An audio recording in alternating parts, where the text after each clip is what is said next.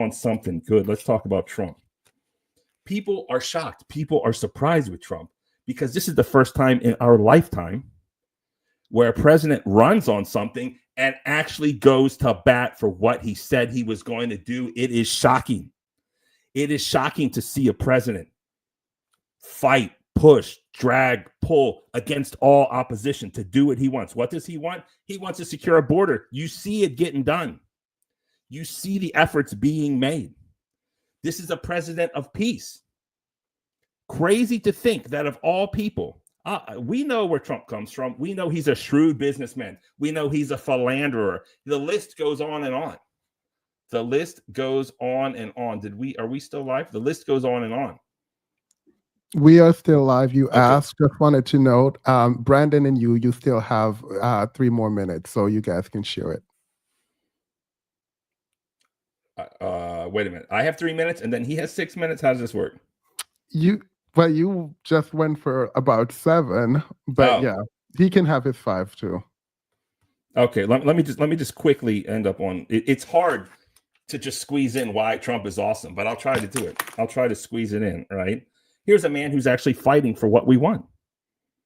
We want to secure a border because we know that these corporations want to flood the workplace with low-wage workers. We know that as a fact.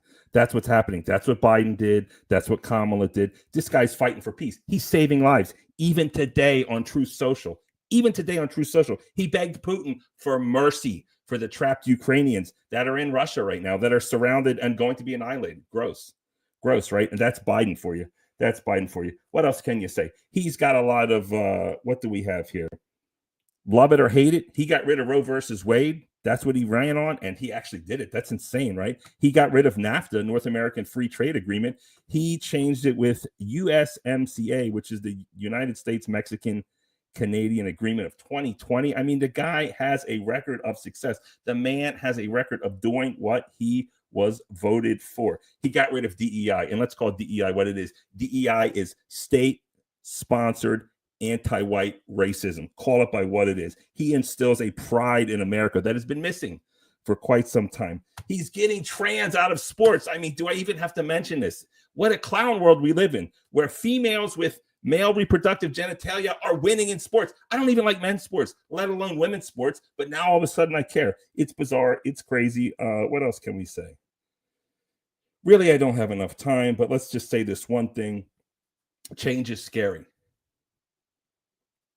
Trump may be a bit of a risk to vote for because it's not laissez-faire politics, right? But America as a ship was sinking, and I see Trump plugging the holes and reinflating the air. Thank you so much for your time, Themis. It looks like Brandon is frozen, so I guess it's just you and me. Thank you, Themis. Oh, here he is. Oh, all right, Brandon, you can go ahead. You have 5 minutes. I'll give you 5 more minutes, I don't need 5 minutes. Is this an intro? Yes, it's the intro. Yeah, is my sound okay? I want to make sure I'm not clicking or buzzing or popping or anything like that. Yep, your sound is okay. Yeah, so basically, I'm Brandon. My YouTube channel is Defiant with Brandon Tucker. Feel free to come on over. I'm a black person who is a conservative, voted for Trump 3 times. So I'm not new to this. I'm true to this. Used to be a Democrat when I was a kid, didn't know anything, was immature, dependent on granddaddy's money to get me through life. But when I became a man and my grandfather died, I had to put the things that he taught me into practice. And funny thing is, my grandfather, he was a conservative. He voted for Reagan. He voted for Bush. He voted for George W. Bush. My grandmother, however, was a liberal. So when I first voted, when I was 20, 21 or something like that, I went with what grandma said. She was the person who, I was closest to. But when I became a man and I had to live on my own and be, responsible for myself, I understood. That is when I realized that everything my grandfather was telling me was true. And I quickly realized that I had to adopt his way of looking at things in order to survive and more importantly, prosper, right? And I'll tell you, you can tell how intelligent the people in the audience are because this is an introduction and they're like, you're off topic. Introduction means I introduce myself to you, you great enlightened ones. But I don't expect a room full of liberals to understand basic anything. So, my guy Midlife Bro Logic, he made a lot of sense.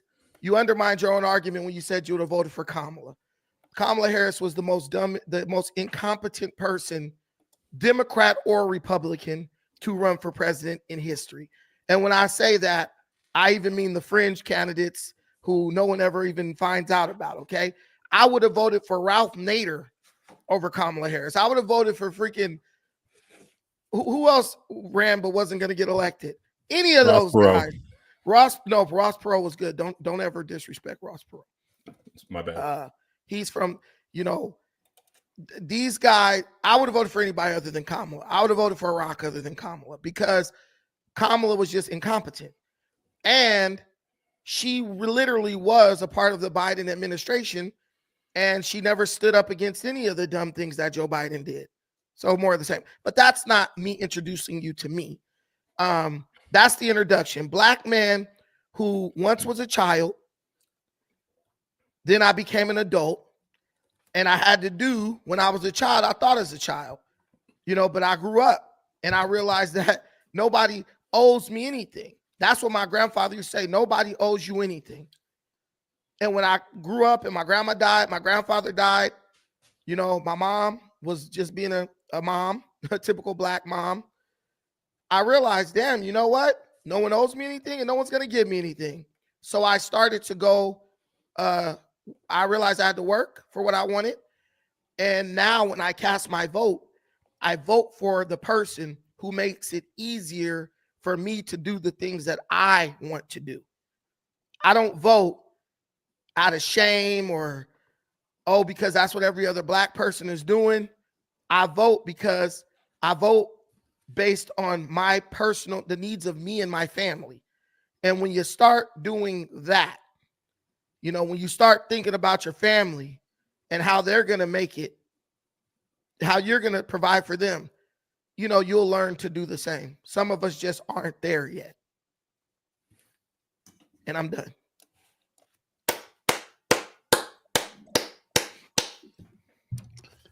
All right. I think maybe to go on mute for a second then for mine.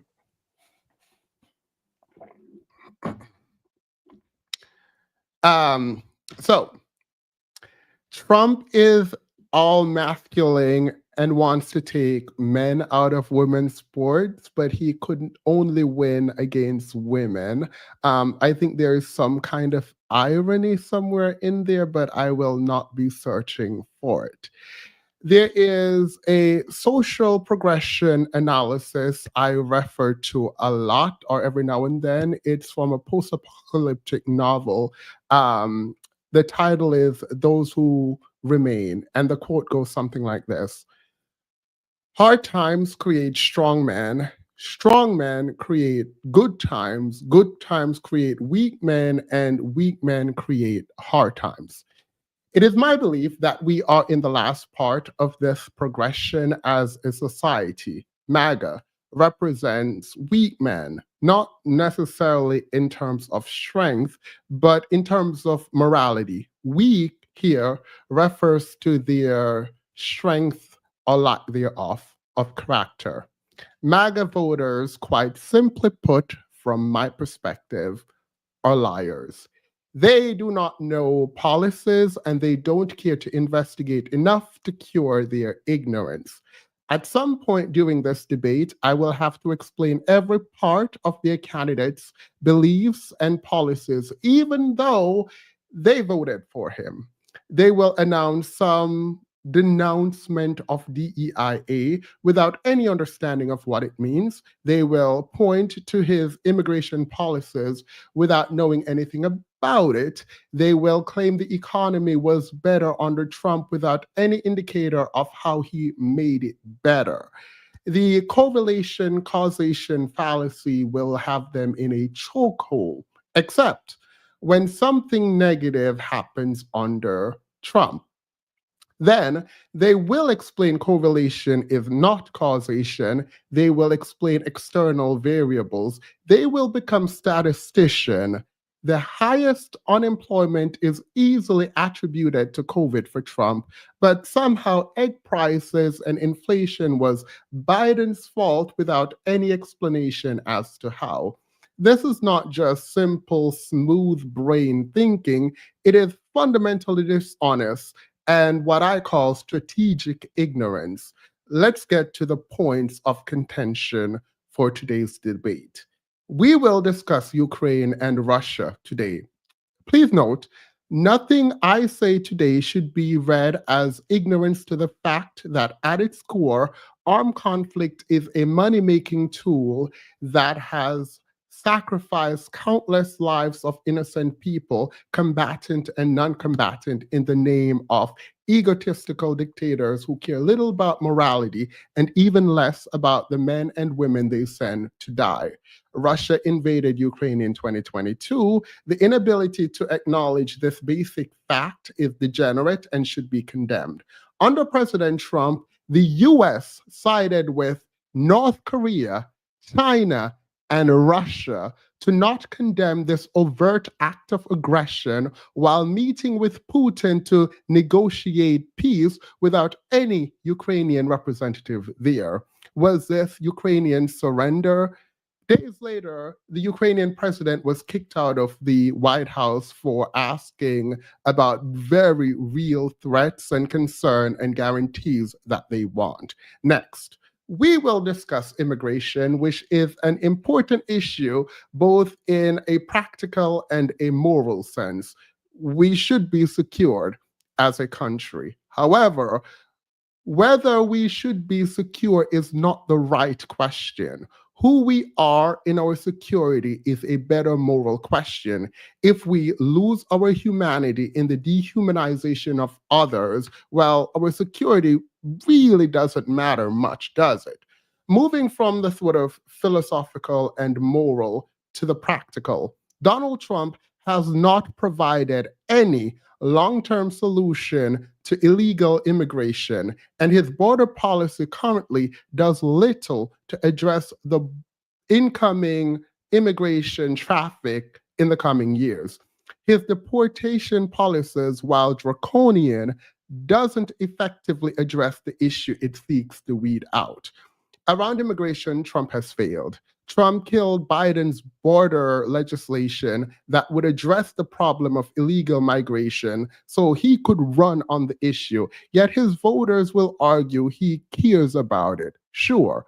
Along the line of sort of immigration, not just general xenophobia, I believe Trump is racist and has engaged in racism prior to his involvement in politics, actively calling to reinstate New York stop and frisk procedure that was ruled unconstitutional and racist in its application. In the same vein, Trump anti-DEIA initiative is a thinly veiled, racist, and sexist attack on the government to weaken the government and put the power in the hands of corporations, preventing the levers of protection for people against natural money-making profit motives of corporation. This leaves the broader society shouldering the burden of corporate overreach. Think about pollution and toxic waste. Finally, I want to say that anti-abortionists do not have an argument that logically follows. They generally revert to religion or some moral impulse they cannot explain or substantiate.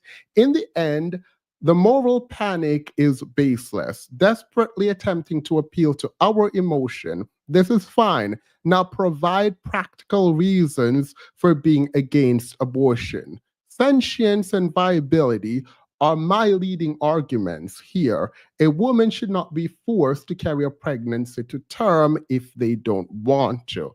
Now, I do look forward to having a more in-depth conversation about what is happening and hear their thoughts on the topics we brought forward. All right. With that, we can start our debate more generally. I will let the first question go to... Beautiful intro. Beautiful. It's so eloquent. So nice. I appreciate that. The question that I have for you all, let's open with the most important, I think, in the character. I believe Donald Trump is racist. I'm assuming you both disagree with this. Yes, disagree. All right. Do you want me to make my claim or do you want to defend Trump? Make your claim. What's your evidence of his racism? Please go ahead. Are we going in order of the topics? Yeah, I mean, we are going in order of the topics. Because the racist argument, it cancels the conversation. You say Trump's racist, they all agree with you. At that point, it discredits everything we're saying before we begin. No, I have to prove his racism. You don't have to. You don't even have to bring up race. We could bring that. You could do that at the end because I want the people's minds to be open. Black people shut their minds off when you start talking about racism. It's racist. I don't want to hear. I've been black my whole life. I know our people. Yeah, why don't we talk about the topics that matter? Then we could discuss the subjective stuff. You said you wanted to have a facts-based debate. Let's discuss the facts, not the subjective opinions. Racism is not a subjective opinion. Yes, it is, because you could think something's racist and I not think it's racist, and we both black. What would I need to do to prove to you that Trump is racist? You saying Trump is racist is a subjective opinion. What would I need to do to prove to you that Trump is racist? For you to prove to me that Trump is racist, you would have to show me that Trump is a member of the KKK. Trump has discriminated against someone because they're African American or any other race, and even the United States federal government couldn't prove that. So there's how you gonna prove it? All right, so if I can prove, if you can define it, I think maybe is one of the problems. Wait, no. This thinking that you're bad. You said discriminating against people based on their color, right? Yes. So if I can prove to you that Trump confirmed that he did in fact discriminate on people's color, would that be enough for you? No, go ahead. No, I'm asking you. You said the statement, so I'm re-asking the statement in a question form. Okay. So in 1973, Donald Trump denied Black people and did not rent his apartments to Black people. This was confirmed when the DOJ did in fact investigate him. He was held civilly liable for that. And then afterwards, he had to put out ads in the newspaper, one apologizing, but then confirming that he will no longer be discriminating against Black people. And in fact, he would open his rental properties to Black people. Let me take this. This is going to be unpleasant, but it just needs to be said, right? And you're not going to like this, and you're probably going to call me all these rotten names. No, before you take that, I need to hear Brandon. He said if I could provide an example of discrimination against. No. Brandon said if I could prove that Trump discriminated on the basis of race, then he, in fact, would concede. Now, he's Googling this. Good for him. Is that good enough or no? Go ahead. Yeah, if you could prove that he discriminated against people, go ahead. If what I said is true, is that racist? Yes, it would be. That would be considered discrimination. It's not, and I can tell you why. Wait. Not, and I can tell you why. Wait. Let him go because he thinks he has a win, but he doesn't. That's fine. Wait. So if after this you found out that it happened, you said it's racist. Midlife, do you know that this happened? I need to please let me talk. Right? No, did you know this happened? Of course. Did I know what? Of course. All right. Wait. So you were going to explain it away midlife, but I'm going to Brandon do some already, explaining. Yes. yeah, Brandon already conceded that if it did happen, it's racist. Go ahead, midlife. Okay. First off, I mean, are you scolding? What's the word I'm looking for? I can't even No, come up when with a the word. confession is made, it has to be made fully. You don't get to concede and then brush off when I provide evidence. You don't get to ask me to do something, I do it, and then you ignore that which I did. Now you can go midlife. Okay. I just wanted to mention that if he is Googling something, just that's kind of, so what? What's the problem? No, that's fine. There's I'm no saying that's I'm- good. proof. There's No, no proof that he was. And no, even if he listen. was, so It would what? be I've good. covered- It You're trying would to be undermine good. him and call him unintelligent. Guys, we or can't ignorant, talk. We and can't talk I don't at the same appreciate time. that. You don't got to defend me. I can defend myself. Copy that. My bad. I was Okay, picking here's up. what's up. I've fine, it's covered fine, it's this fine. extensively It's on fine. my channel. Here's what's up. Here's what's up, Dennis. This is unfortunate. This is unpleasant, but let's just speak the truth. Let's speak the truth. If you make a product and you sell it to a certain group of people and you can sell it for a higher price, would you not want to do that?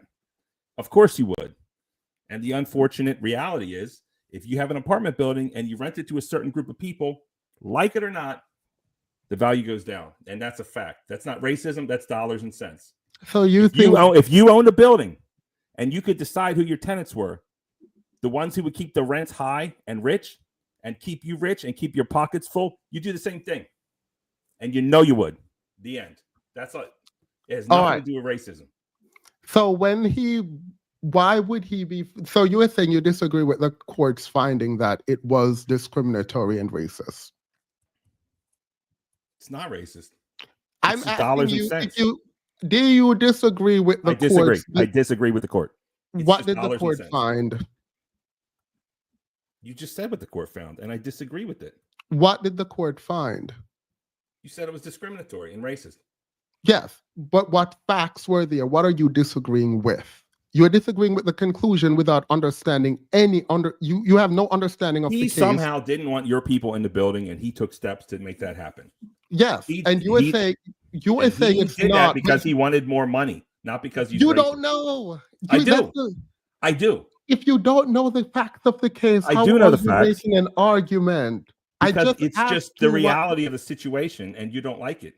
No, listen. I don't If mind your you people disagreeing. somehow raised rents and somehow made the value go up, I would prefer them. I prefer whoever is going to pay the rent and keep the value up. It's unpleasant to hear out loud, but that's the fact. Yeah, but why do you think Black people make prices go down? I live in West Baltimore. I mean, we don't really want to go down that route. No, I'm asking you a question. You said Black people may like prices go down, correct? That's just a fact. How? Is this a serious question? Yeah. It's increased crime. So Black people commit crimes. The areas where they live has higher crime. That's a fact. All right. Brandon, do you have a response to this? You're in agreement, I'm assuming, that Black people make prices go down. No, I'm not in agreement with that because it's just an opinion. It's a subjective opinion. And here's the thing. Are you gonna blank every time I talk? I don't like that.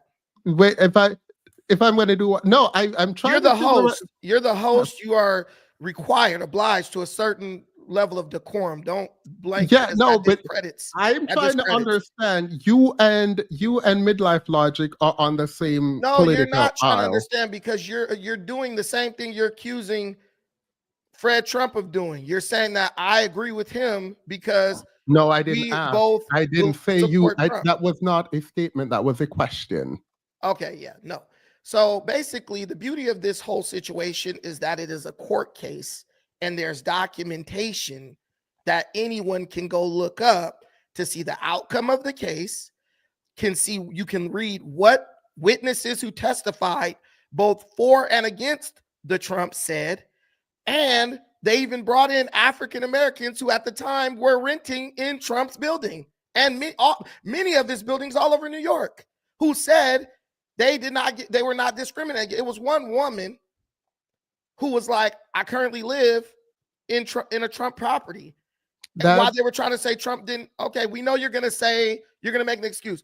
How can Trump be discriminating against Black people if at that time black people were living in Trump buildings. On top of that, Trump owned half of Harlem.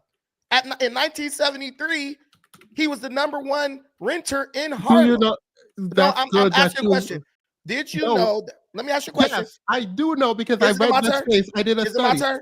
No, it's not your turn. It is not your turn because you asked a question. You asked a question, and then you continue to talk. So, are you asking a rhetorical question, or do you actually want an answer? I want. This is the question I want you to answer. It was a very specific building. This is the question I want you to answer. Okay. Go ahead. If Trump was discriminating against black people in the specific building in question, yes. Why were there people? There was no black person in there. In that building, there was none. Yes, in that building, there was none, right? But just as is the case today, which was admitted by Fred Trump, we do not discriminate based on race. Approval is what we didn't do was rent to welfare cases, whether they were white, black, totally devoid of color. Every person who testified, except for one anonymous person who claimed that they used to work for the Trumps, every superintendent said that they never. But right upon you reading, you can't. I don't mind you reading it in real time, but you're missing the full context. I'm not even reading anything. I'm looking at you. No, you have to be reading because I asked you about the case initially. You did not know the case, and while I do appreciate you reading the case right now, I literally brought the case up. I explained the case to you. When I did my opening, because it is fundamentally dishonest what you're doing. Are you going to let me talk, or are you going to keep filibustering? You literally can't. You were talking for 5 minutes. Can I tell you where you're? No, I wasn't. Let me tell you why you're lying. You did not ask me, do I know the case? And I said I don't. I know about this case. I've covered this case on my channel 50 times. How are you going to tell me what I know? You're gonna go rewatch this video. You're gonna go rewatch this video, and then you will realize that when I brought the case up, you said you didn't know, and if I could prove it to you, listen, man. What you said was, hold on. You said, if I can prove to you that Trump is a racist, will you agree that he is racist? I said, yes. I said, I already know. He already thinks he has a win. Midlife bro logic. Did I not say that? I said, he already thinks he has a win. The only instance in which black people. I'm going to replay the tape. Filibustered. Because I'm going to replay the tape. Instead of saying he said, she said, let's just replay the tape. I've debated with people who are way more knowledgeable about this than you, bro. Let's go replay the tape. Themis, can I tell you something? I don't understand why you're feeling. We can just replay the tape, right? Why do we need to when I never said that? All right, we can just do that. Who doesn't know that Trump had a DOJ case apparently about discrimination in a apparently you didn't. Everyone knows. All right, man. All right, midlife bro logic. Midlife, you said this guy was honorable. He's proving to you. He's just another liberal, bro. That's fine. That's fine. Why don't you just fine. Midlife bro logic. We're no longer discussing the facts. Did he claim he know? We're no longer discussing the facts. We are now discussing. Did he claim midlife bro? I muted you. Of course I'm here. I'm gonna remove you. This is not what I expected. That's fine. He can leave if he wants. I am not doing that. I don't like people who lie. And not lying. So you're saying that he didn't say he didn't know? I mean, there's a lot being said here. I'm asking you a question. It's a yes or no question. How am I witness to this crime, sir? When I said, when I talked about the case, did he mention that he didn't know? And I said, you said, why are you saying he's Googling it? And I said, that's fine.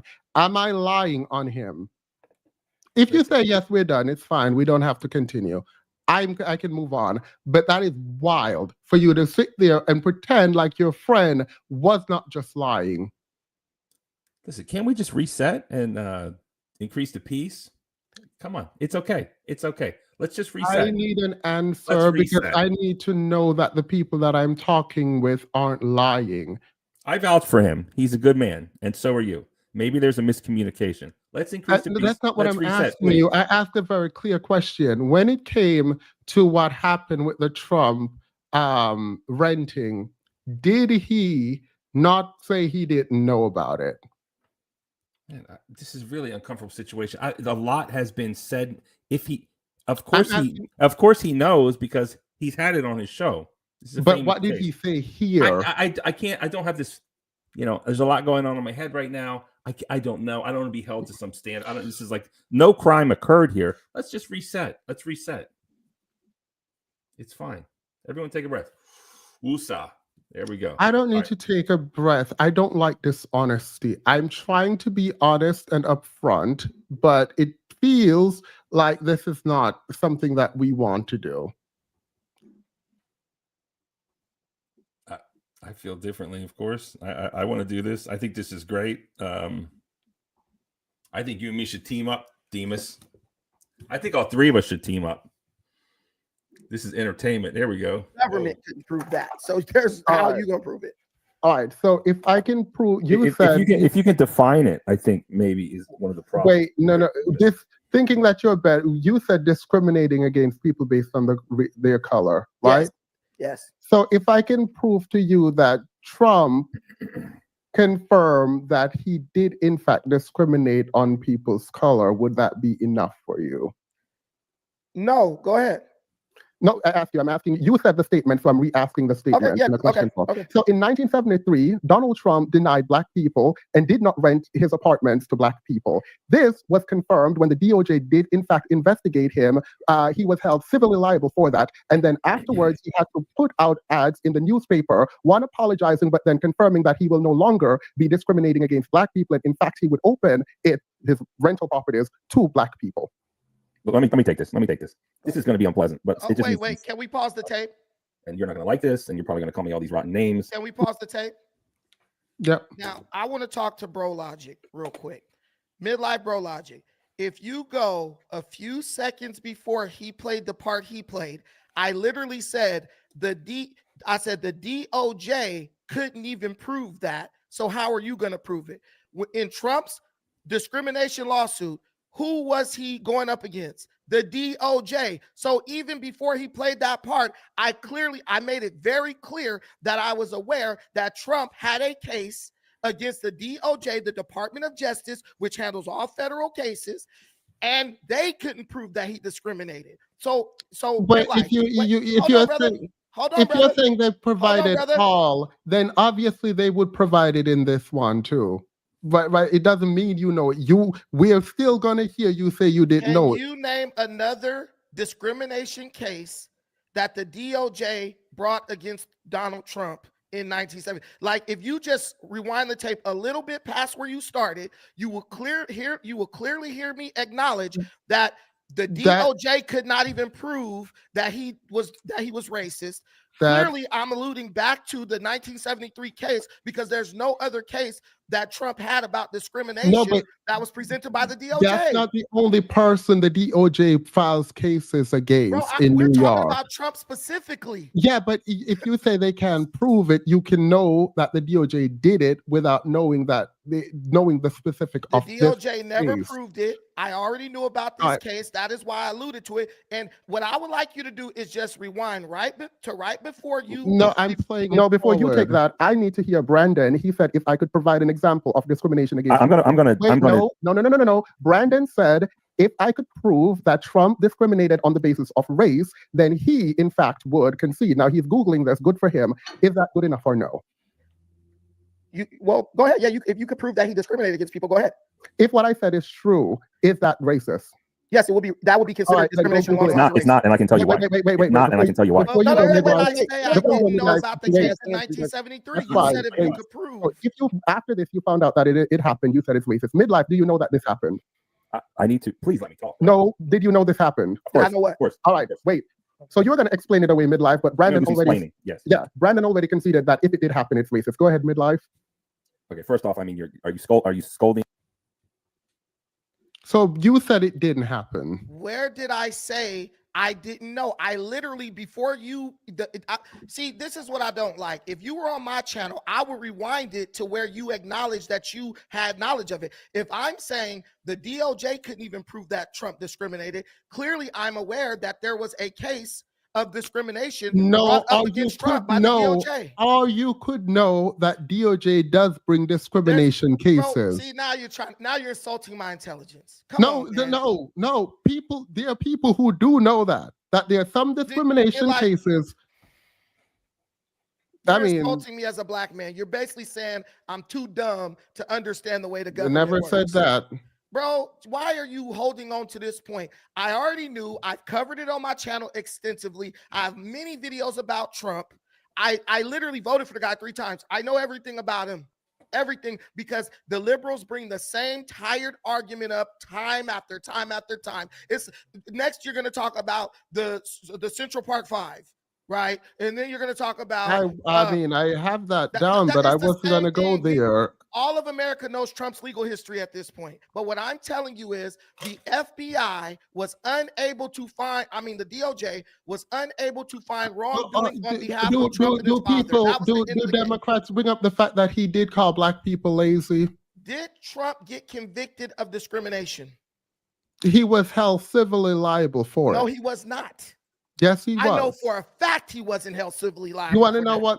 You want to know what you're saying? You want to know why you're saying that, right? He settled and apologized for it. He didn't settle.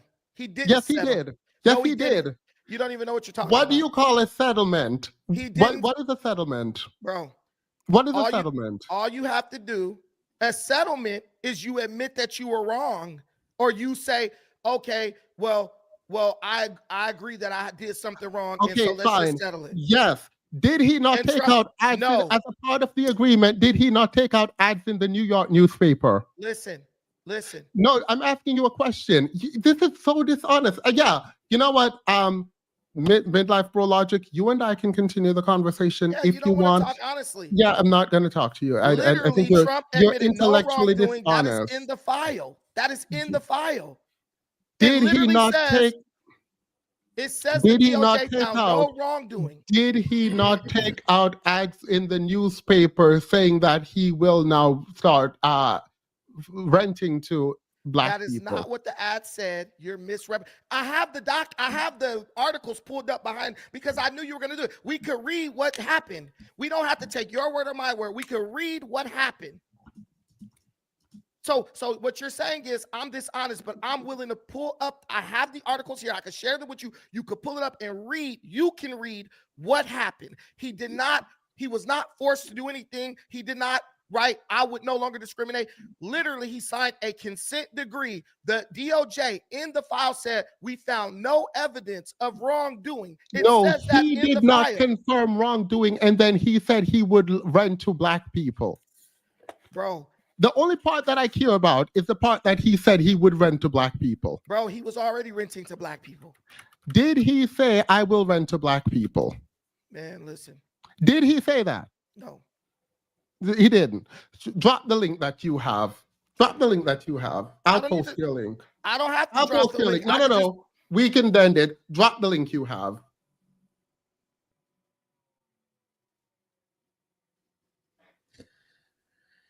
Well,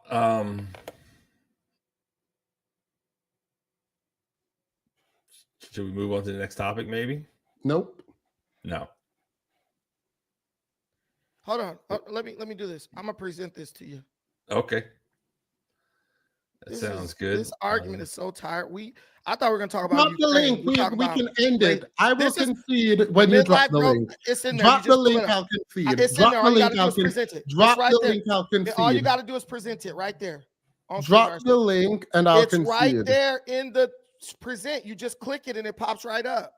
Where is this? Drop the link. Now, Midlife, it's right there. Midlife can see it. Do you see it, Midlife, Bro Logic? My dude, I don't see it in the private chat, sir. No, it's not in the private chat. Drop the link in the private chat. I presented it, meaning I don't know what that. Drop the link in the. Drop the link in the private chat. He's sharing his screen, I believe. Drop the link in the private chat, sir.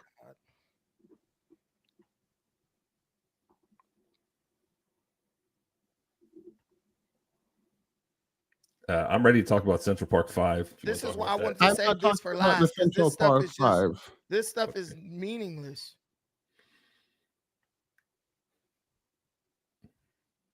Hey, if you're here's the link, it's in there. If you're guilty of something in America, they find you guilty, then you get punished. If they don't find you guilty, what does that mean? There's a saying, innocent until proven guilty. Trump was never proven guilty. Therefore, he's what, midlife bro logic? He's innocent. That means he was never found guilty of discrimination. I don't like people who run over the law and they only want the law to work when it's for them. But when it works for someone else that they don't like because they are the racist, then we got to throw America out the window. And that's why the black community suffers, because we got too many people who have this rules for thee, but not for me attitude. I want to ask you a question, Mr. Honesty. Is Trump innocent until proven guilty by law in America? Yes. Was he proven guilty? He had a settlement, so no, he wasn't Was he proven proven guilty. He was not proven guilty. Okay, then he's innocent, right? No, you can confess to it. He didn't confess. It equals innocent. I mean, that's Listen, come on. That's bro, the American way, innocent. Demas. He was innocent before he went on trial. And if they You're don't American, prove right, him- Demas? Wait. Yeah, I'm American. There are two things you're doing right now. All right, man. When you say innocent until proven guilty, that is a legal term of art, right? No, that's what you are. That is a state of being. No, sir, that's not true. The person who They killed literally someone say is that. guilty. All right. Wait, you can be guilty of the crime without being found guilty. That's You know not that, true. right? That's not true. In America, a land of laws, you are innocent until proven guilty. If you sit in a court of law and you are proven innocent, you are innocent. Okay, say you're doing say you kill someone and you say, hey, that was in self-defense. You did kill them, but you're not guilty of murder.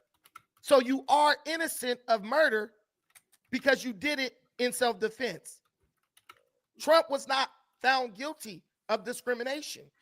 So when you say he was discriminating, you are going against what the law said. And I'm going to side with the law over you every time. So when I said yes, what I'm talking about is a legal term of art. You're innocent until proven guilty legally. You can still be guilty without not being found guilty. But who proved him guilty? Do you agree with that? Who proved him guilty? No. It's your principle that I'm testing. You made a principle that is nonsensical, and I'm addressing your principle that it's inaccurate. Right. The law of America is inaccurate, even though millions No. are You can be. I guess OJ Simpson's not a good example. That's what I was gonna say. OJ is innocent. OJ is innocent. Yeah, we don't know if he is. Yes, we don't know he is because the court determined him to be innocent. Sir, oh my God, you do know. Let's step back. You do know you can be guilty of a crime, right? You could have committed a crime. You can commit a crime and not be found guilty for the crime that you committed, right? But you weren't. No, just answer that question. When you are found not guilty, you are not. It's not considered criminal. No, I'm not. Yeah, that's the legal term of art. I agree with you there. I'm saying you can commit a crime for which you are not prosecuted. You understand that, right? He was prosecuted. He just wasn't found guilty. You know you can be prosecuted even when you do it and found not guilty. As far as I know, you know that's possible, right? Listen, no, because if the courts find you innocent, you're innocent. That's the way the law works. You're introducing your own version or reasoning of a well-established law in America or aspect of this country. You are innocent until proven. It doesn't matter if someone saw you do it. You are still considered innocent until proven guilty. That's it. And Trump, they could find no proof that he discriminated. Literally, the DOJ literally tried him, found nothing, and that was the end. Let me say something. No, Wait. You guys are stealing the show. This is the last time I bring you on with me, Brandon. You just steal the show. Because I'm trying to put myself up. I have something to say. No. That is incredibly incredibly, incredibly wrong. Midlife bro logic, let me ask you this question. You do know you can be a criminal, engage in criminal behavior, did in fact commit the crime, and be found not guilty in the court of law. You do know that, right? Midlife bro logic. Well, you can be guilty of committing a crime in actuality, but you're not a criminal because criminality is based upon being prosecuted successfully by a governing body. Okay, good. Because I thought I was going insane for a second. No, you are going insane because criminality is determined by a jury of your peers. Yes, illegal criminality, it does not mean you're innocent. Guilty does not mean you're innocent. Listen, what the court determines, or basically what the court sorts out, is context in which something occurred. Fred Trump said, I did not discriminate against people because they were black. He said, I discriminated against welfare cases. I did not rent against two people who were on welfare because they could not afford the rent. He said whether they were white, black, blue, green, Chinese, if they were under a certain income level, I didn't rent to them. The funny thing is they do the same thing right now. If you don't make a certain amount of money, they don't rent to you. This is a practice that still is in place. I live where I live. Posting, wait, let me post. $12,000 a month, you can't stay here. Here is the consent, the consent agreement between, this was a consent order. This was in the case of United States versus Donald Trump. Agreement, not an order. I said agree. It's called a consent order. All right. So are you disagreeing that it's called a consent order now? Legally, it's called a consent decree, but go ahead. Are you disagreeing that it's a consent order? It's called a consent decree legally, but go ahead. Are you disagreeing that? All right, like I can't. Like it feels like we're fighting on like the simple factual matter. To prove Donald Trump to be a racist instead of talking about what matters. This is a consent order, sir. Okay. All right. Are we good? It is a consent order, and he was told that he had to advertise to everyone, including black people. Now we can move on. But I had a question on the whole innocent until proven guilty. There's a legal framework in America that we trust and we agree with, that you're innocent and should be treated as innocent until you are found guilty, right? It does not mean, and I hope you understand that this does not mean at all that the person who is not found guilty de jure is innocent as a matter of fact. That's exactly what it means. Oh my God. Oh my God, this is insane. He doesn't have to be found innocent. Listen, he doesn't have to be found innocent because he's already innocent until you prove him guilty. So if you don't prove him guilty, he's still innocent. Innocent is it's called assumed innocence, meaning we're looking at you like you're innocent. Because you assume someone is innocent, or the assumption is that someone is innocent and they are not found guilty, does not mean that they are in fact innocent. De jure, as a matter of law, they are innocent. As a matter of fact, they could be guilty. Okay, listen, man. Donald Trump was never convicted of discrimination. I'm not talking about Donald Trump right now. I'm talking about a principle. You said that you could prove to me. Listen, you said I'm talking about. Right now, you are arguing a principle, and it seems like you don't understand a principle. You said if I can prove to you that Donald Trump discriminated against people argument I'm making. Ignore that for 2 seconds. I'm talking about a principle. Ignore the argument at hand to get to a principle. It does not seem like you understand a principle of human nature, of law, of America. You can't say that you are innocent because you weren't found guilty. As a matter of fact, you can be guilty while being found not guilty in the court of law. Themis, can I tell you something? Yeah. You are doing something that many black liberals do. You're trying so hard to prove a point that can't be proved. DOJ could not prove it. You are not going to prove it today on this panel. That is why I said, let's leave the racism out. Let's go with the facts. Ukraine, these different things. So I had foresight. I have wisdom here. No, you do not have foresight, Yes, because I have do. multiple issues with racism. I started off with the 1975 housing. The black man has I am going to have go a conversation that is not centered around race. That's why we can't go nowhere, because everything got to be reduced to race. We could talk about race at the end. Let's talk about the facts. That's how you that's how you build a nation. That's how you grow as a community. Facts. Then the subjective gets addressed. You got to eat. That's a fact. You got to sleep. That's a fact. What is this dress pretty or not? That's subjective.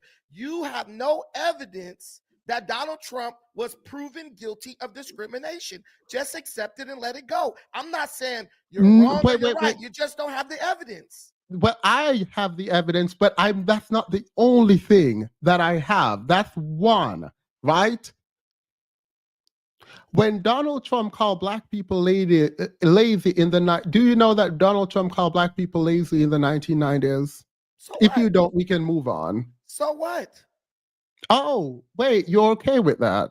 What? There are lazy black people. There's lazy white people. There's lazy Asian people. Who cares? That's not making me lose sleep at night. All right, cool. So you're fine with that. We'll move on. Joe Biden called black people super predators, man, like Hillary Clinton. Are you mistaking me for someone who would support Joe Biden? I'm not mistaking you for anything. All right. Cool, because when you bring up the whataboutism, the assumption would have been, the assumption there would be that I wouldn't call Joe Biden racist in a minute. Who cares? I do. It's literally, it doesn't move the needle in any way.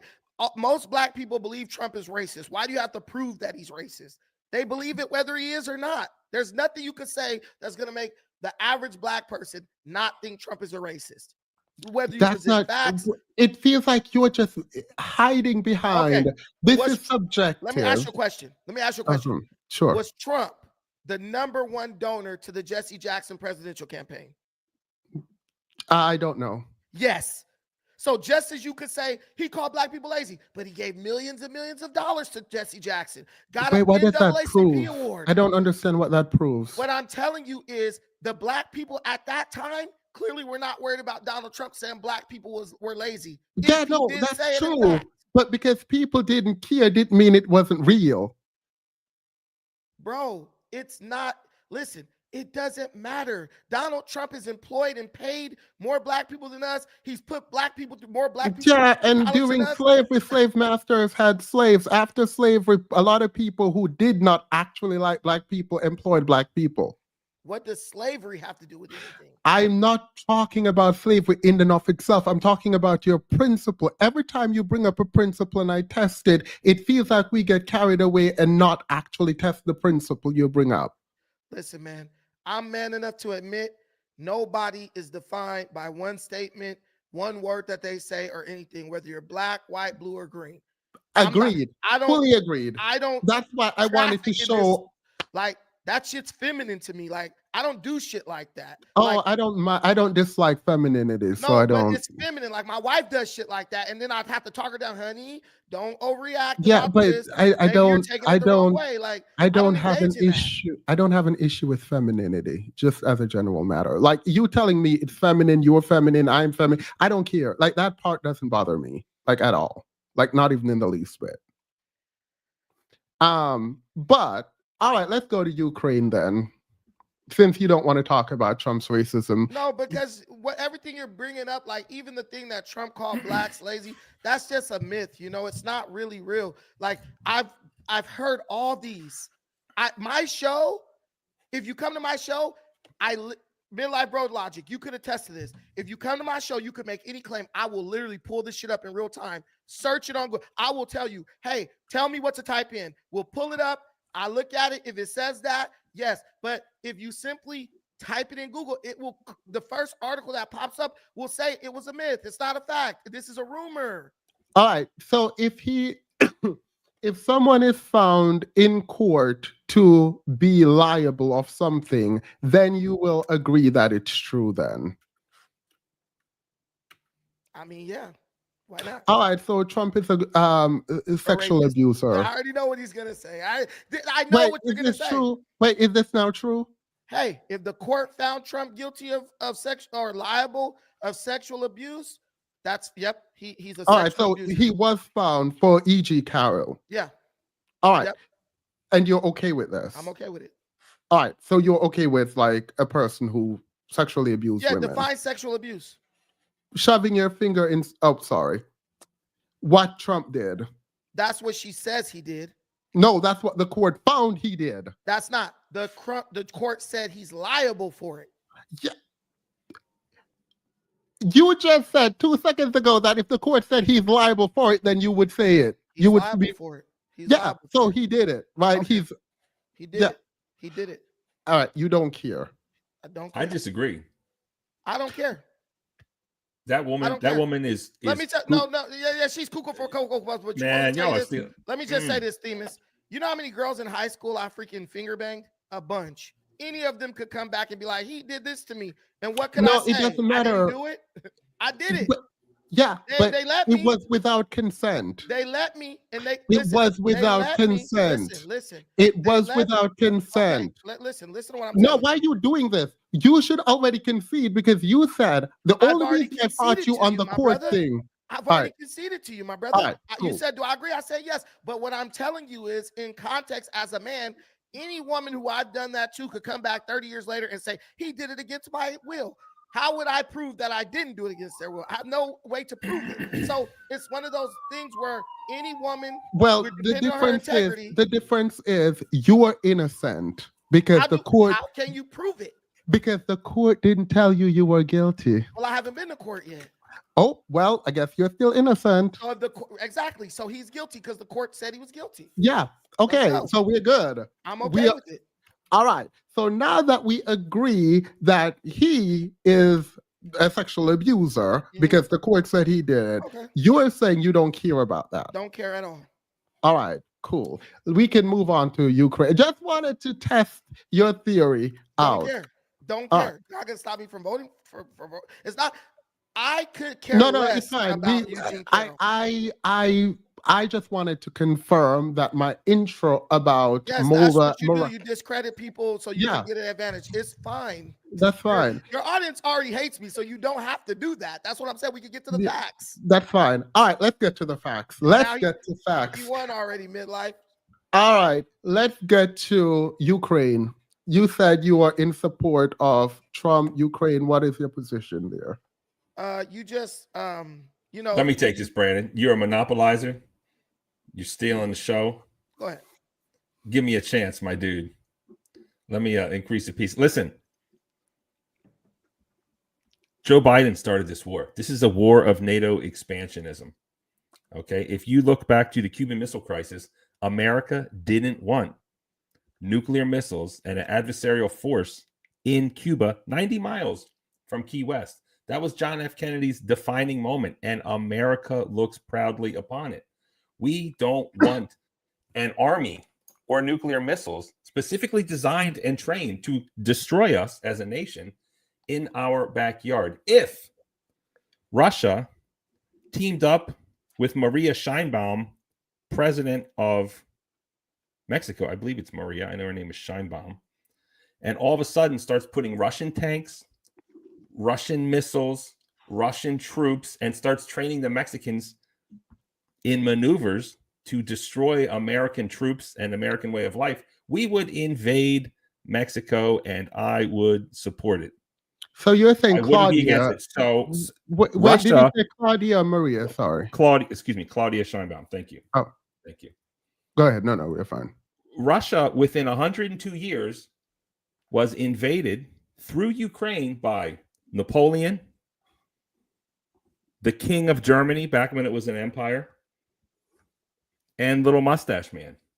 And multiple tens of millions of Russians were deleted. It is a clear and present danger to not protect your border as a Russian through the Ukraine. Putin knows a thing or two about border control. He's warned and he's asked and he's done everything he could to say, hey, I prefer that Ukraine remain neutral like you promised to Gorbachev with the fall of the Berlin Wall, with letting Germany reunite, because we all know Germany used to be two countries, East and West Germany. Now it's one. And we have been doing nothing but poking and prodding that bear. NATO was formed to fight Russia, and its adversary was known as the Warsaw Pact, which is a collection of countries similar to NATO. The Warsaw Pact has been defeated to the point where it no longer exists, but we keep on pushing eastward into Russia. We're threatening its way of life. And America doesn't respect other countries like it should. This quote unquote, it's one thing to be proud of your country and love it, but it's a whole nother to just go around like a bully. Wait, and park your aircraft carriers outside their borders with gunboat diplomacy. Are you in favor of Russian expansionism? Russia is not trying to expand. Russia is protecting its border. It wants a Do you understand Ukraine. what happened with all Crimea? Biden had to do was stand up and say, "Don't worry, Putin. Ukraine will never join NATO." And you know what? It's still never going to join NATO. And now it's going to lose 30% of its territory. Millions of people are dead and destroyed, all because Biden couldn't stand up and say, Ukraine will never be in NATO. You don't have to invade. And that could have just increased the peace across the world. I have a couple of questions. The first question is, why do you think Russia did not want Ukraine to join NATO? Because NATO is specifically designed to attack and kill Russians. All right. Do you understand what happened with Crimea? Crimea was a warm water port with a naval base of Russia in it. Ukraine was couped through the CIA to. So you're just going to ignore the annexation of Crimea. You just annexed Crimea. No, I'm not ignoring it. All right. I'm not ignoring it. All right. So when we talk about Russian-specific expansionism and NATO as a global entity, the idea of NATO is that you don't attack a NATO country, or Article 5 kicks in, and there is a collective self-defense, right? Yes. Right? Yes. That is what Russia is afraid of, you're saying. It's afraid of more because we've been doing nothing but expanding since Russia collapsed in 1991 when Russia was at its lowest. No, can you answer the question? Russia is afraid of invoking Article 5 of NATO. They are afraid of NATO preemptively attacking them. Because it's on their border? Yes. That is wild to say, because there are many other countries surrounding Russia that are NATO countries.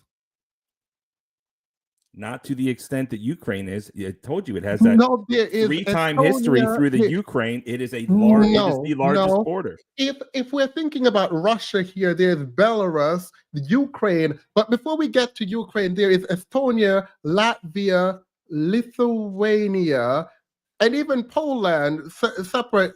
I think Poland is separated from Russia by Belarus. The issue isn't about the location of Ukraine, right? It is. Do you believe in a country's ability to self-determination, to decide who their allies are?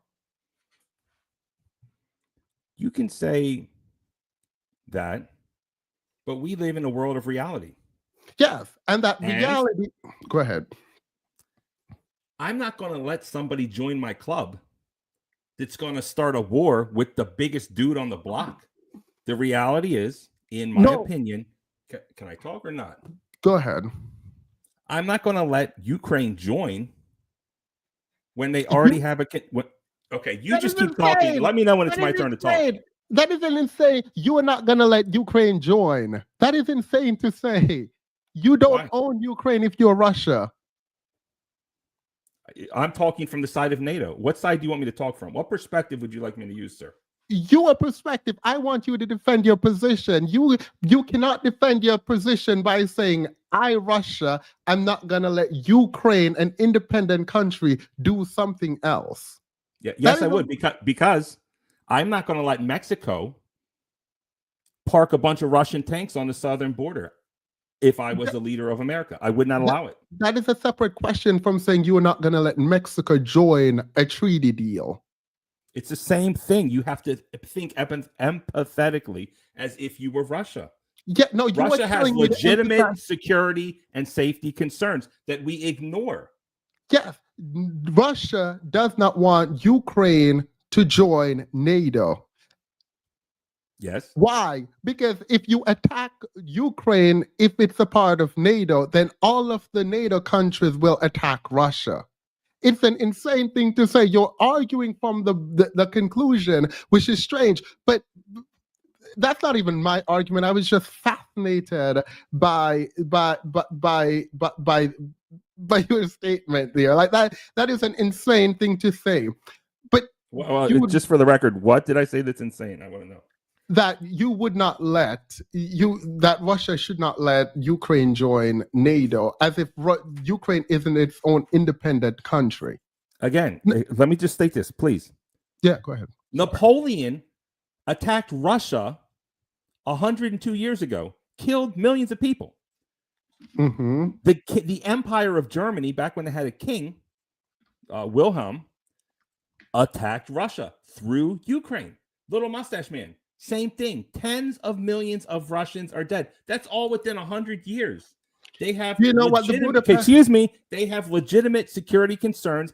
If tens of millions of your people were deleted through war, being attacked through the same area, you would be concerned. You would put in an ADT security system, or at very least, start a neighborhood watch. And when I say neighborhood watch, I mean Ukraine should remain neutral. What's the problem with that? Go ahead. You can make the argument legitimately that if there are tanks aimed at Russia in Ukraine, that's a problem. Right? There are tanks before the war aimed at Russia.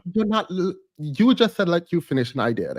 The issue here is fundamentally, does the country, a sovereign country, have the right to join an international organization? Now, the actions after joining could be up for debate, but whether or not the collective self-defense is a threat to Russia only kicks in. It is only a problem if you plan on attacking Ukraine. The collective self-defense clause within NATO only applies if an aggressor country attacks another. This is something that both left and right agreed upon until like a couple days ago. Again, that's what Article 5 is. That's what NATO says. But I would feel uneasy as Russia, despite... You can feel uneasy if you want. What is the Budapest Memorandum? I don't know what that is. Tell me. The Budapest Memorandum was signed... Can you refrain from not laughing at me from not knowing everything? It's very sanctimonious. Go ahead. You did laugh. You did laugh. Go ahead. I wasn't laughing at you. Yes, I was you were. laughing generally. Yes, you were. Now you're a liar. But go ahead. No. You will know this in a short period of time that I do laugh when I'm uncomfortable. To the extent that that offended you, I want to apologize because I did laugh. Yes, I did laugh, but I wasn't laughing at you. I wouldn't do that. I laugh generally. When I get uncomfortable, I laugh, which I usually go off camera to do, but sorry. Apology accepted. It's good. I'm sorry. So the Budapest Memorandum is an agreement between UK, Russia, the US, that Ukraine would give up their nuclear weapons, right? And in return, Russia agreed to not invade, use political warfare, economic warfare, or even aggression, and that all the other country would step in if, in fact, any of them breach this duty that they agreed to. Russia has literally violated this agreement multiple times.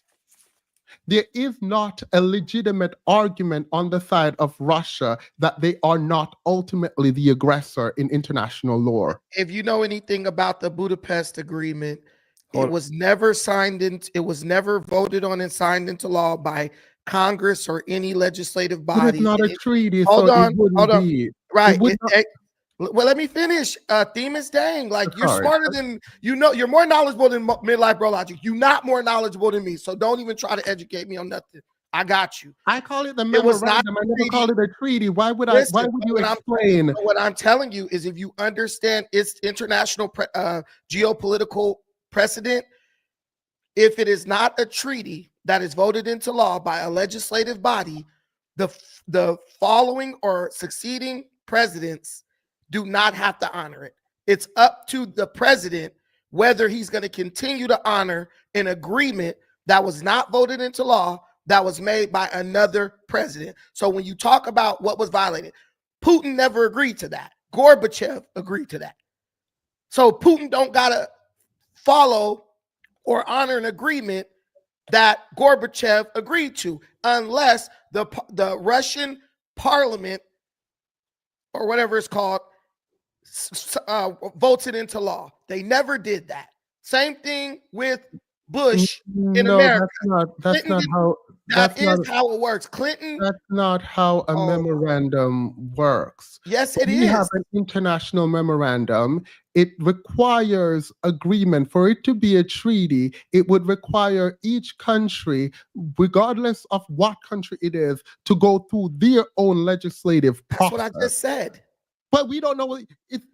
You use the American framework to describe what Russia should do. None of these countries talking. No. The whole time you were talking, I thought you were going to say American president did not have to agree, which I would have agreed with you. Now you need to go and Google what the process for ratification is within the framework of Russia. Why don't you educate us, since you know so much?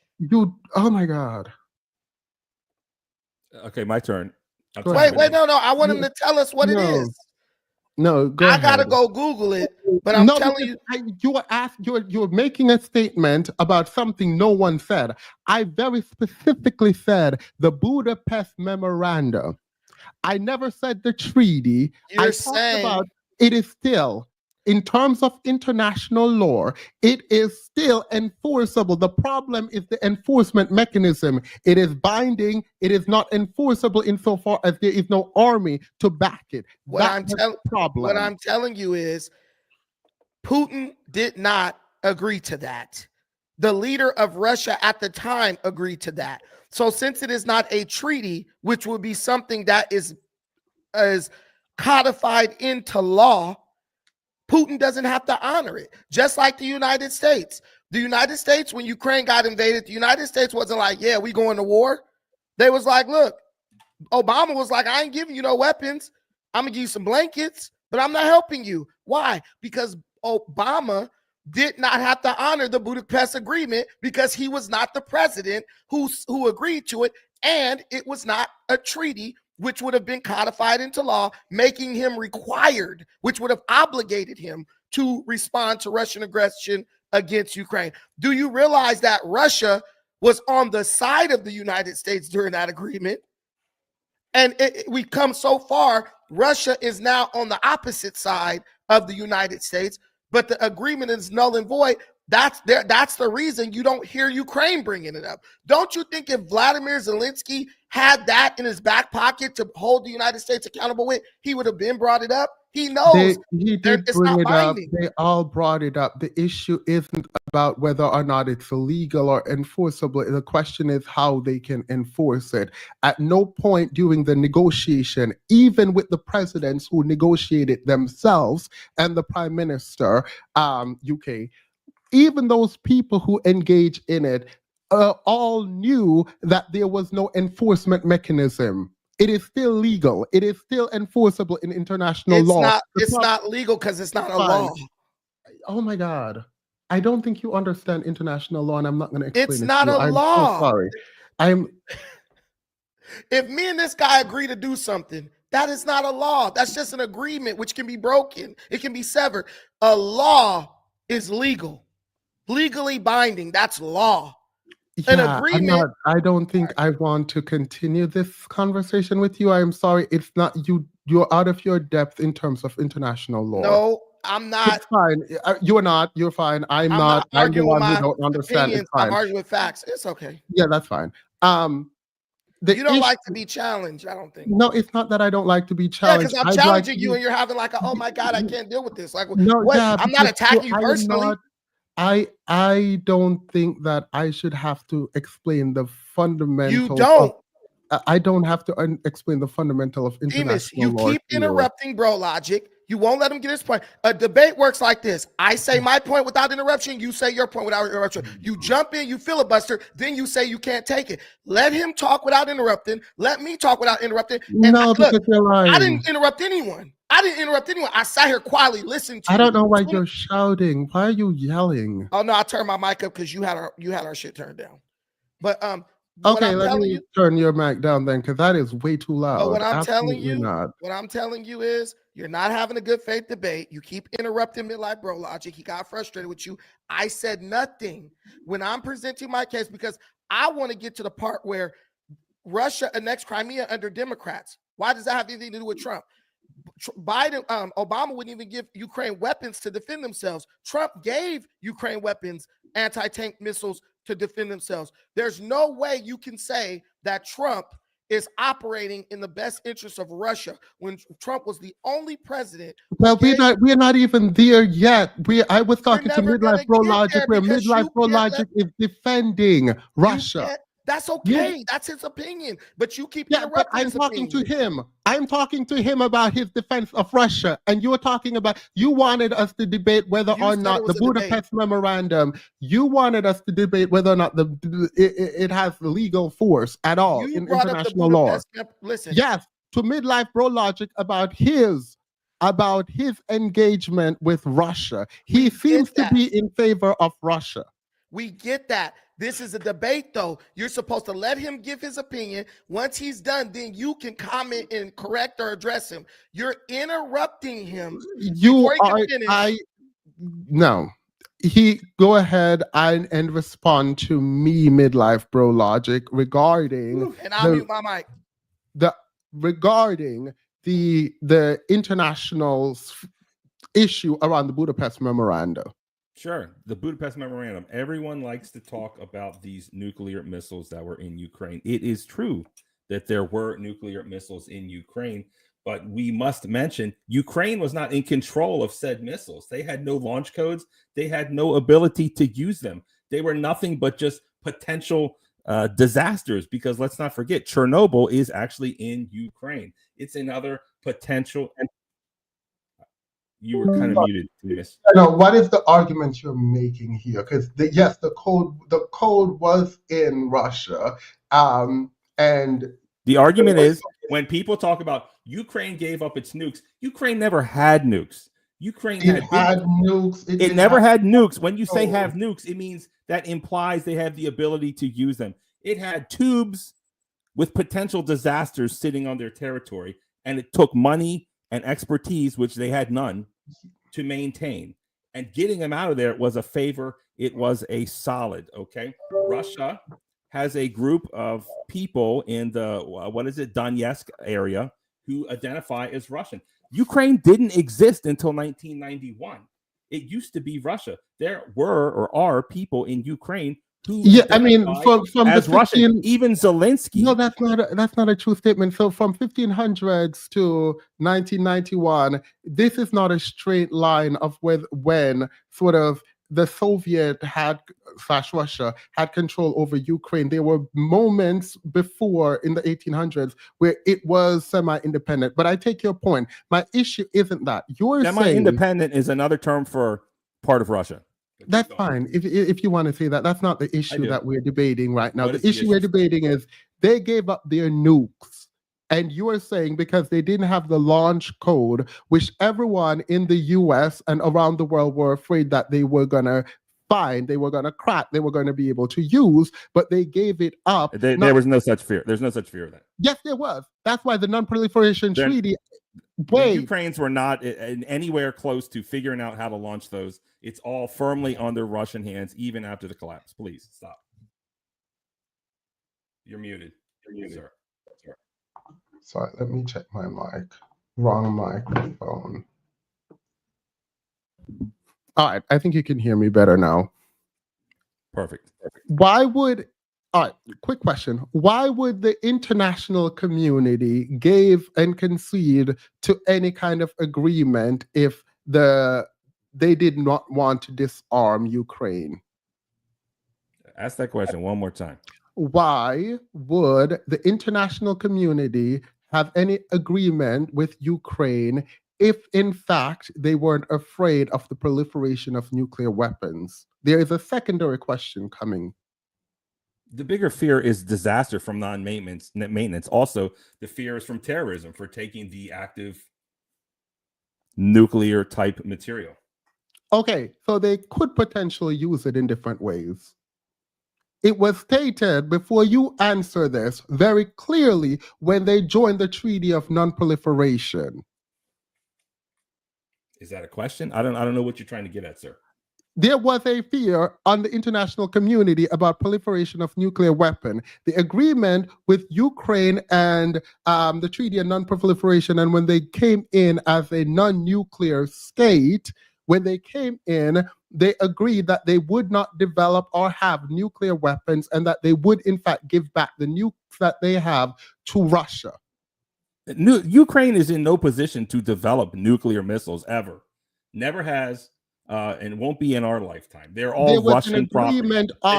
They can agree on whatever they want. There's no way that they're going to create a nuclear missile. No. This is just your feelings, because you're not engaging. You're not engaging with anything on the international sphere. You're not engaging with any of the treaty. You're not engaging with any of the writings coming out of the United Nations. You are just saying they can't do it. I just don't believe they will do it, and I'm done. That is not an argument. So let's. Go ahead. Sorry. The whole point with Putin and Ukraine has nothing to do with nuclear weapons. It has to do with historic disputes that they had over territory. Vladimir Putin himself talked about this 10 or 12, 15 years ago. He didn't want Ukraine joining NATO because he didn't want NATO to be able to come to Ukraine's defense when Russia tried to take back what Russia believes is traditionally Russian land. That is why, let me finish. That is why when Putin annexed Crimea, he didn't even need to fire a single shot. Even Obama said the reason why he didn't give Ukraine weapons to fight Russia when they annexed Crimea was because there were many ethnic Russians who lived in Crimea who wanted that area to be annexed by Russia. You do know you're defeating midlife bro logic. Midlife doesn't have a point because he's not knowledgeable on this situation beyond what is said in the news. And I'm not saying that to insult you. I'm just saying you have the base level understanding that most Americans have about the situation. That's okay. And so, Nothing's wrong with that. So Brandon, no American really cares about this shit either way. Are you pro-Russia then? I'm not pro-Russia. I'm pro-peace, like Donald Trump. All right. So prior to Donald Trump, do you think Russia is the aggressor? Let me ask you a question. Wait, no. You can ask me after that. Can you answer that question? I don't think Russia. I think Russia is the aggressor, of course. All right. Okay, then we don't have a debate. Wait. I don't think Russia's the aggressor. I think the Biden administration and the warmongers that funded their campaigns are the aggressor, because everyone knows that the United States agreed that they would not try to get Ukraine to enter into NATO. They agreed. That was also one of the agreements in 1992, by the way. Kamala Harris got on stage in Germany. She went to Germany 4 times. No. That's inaccurate. Okay, it's what your statement. Right. I can't let that stand. You can let me say an inaccurate. Listen, Themis.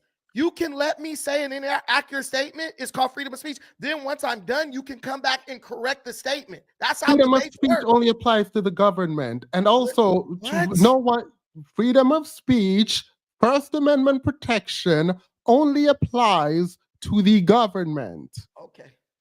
Okay, that's fine. But what I'm telling you is, me saying a point that's untrue takes nothing from you. You can come back and look like a hero when you correct that point. I sat, my mic was muted. You guys said he didn't know what he was talking about per se, in a sense. I didn't jump in. No, man, like, bro, Logic, you got to. I let him get his point out. Then I came in and just corrected the point. That's it. So all I'm telling you is when the vice president of the United States encourages a country to violate an agreement, right? When the vice president of a country encourages a country to do something that flies directly in the face of another country, that country is not the aggressor. That country is responding to the aggression or the basically the encouraging of aggression from another entity. Kamala Harris got on stage. Wait, this is my last thing. Give me 30 seconds. Kamala Harris got on stage. She said, that's why I encourage Ukraine to keep trying to join NATO, knowing good and damn well that the minute Ukraine joins NATO, that would basically consist of Russia forfeiting the traditionally Russian territories that they say are behind the national lines of Ukraine. So he said he was going to invade if they did that. She did it, and then he invaded. He warned them, and there was no agreement at all by any country. Russia asked if NATO could make a promise that it will not have Ukraine be a part, and the NATO country overtly rejected that.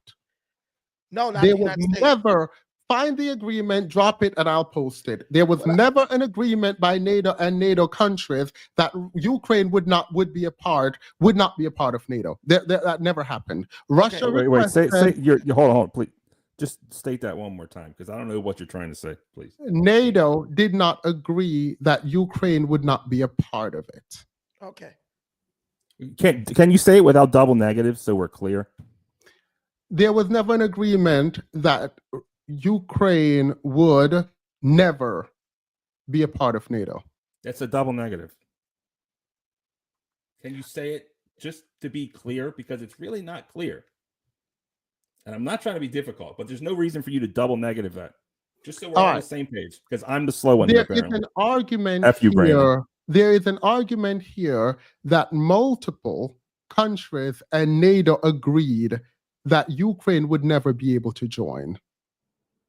That's the argument. That never happened.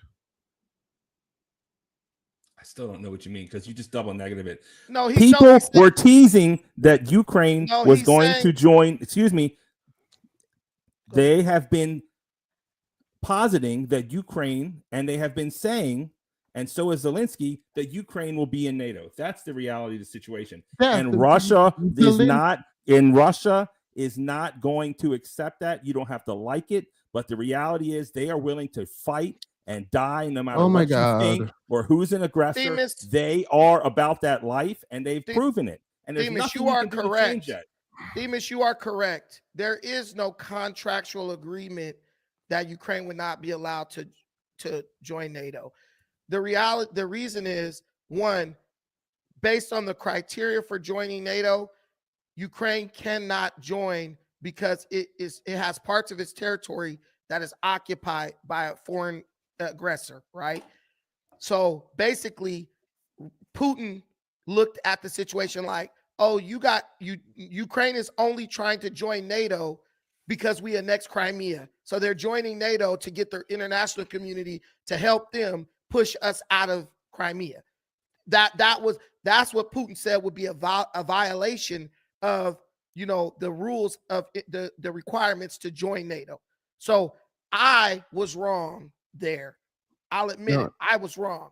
Thank you. But now we know the reason why Putin is against Ukraine joining NATO, because he doesn't want Ukraine to use membership in NATO as basically weaponize it to take back annexed territory that Russia took over.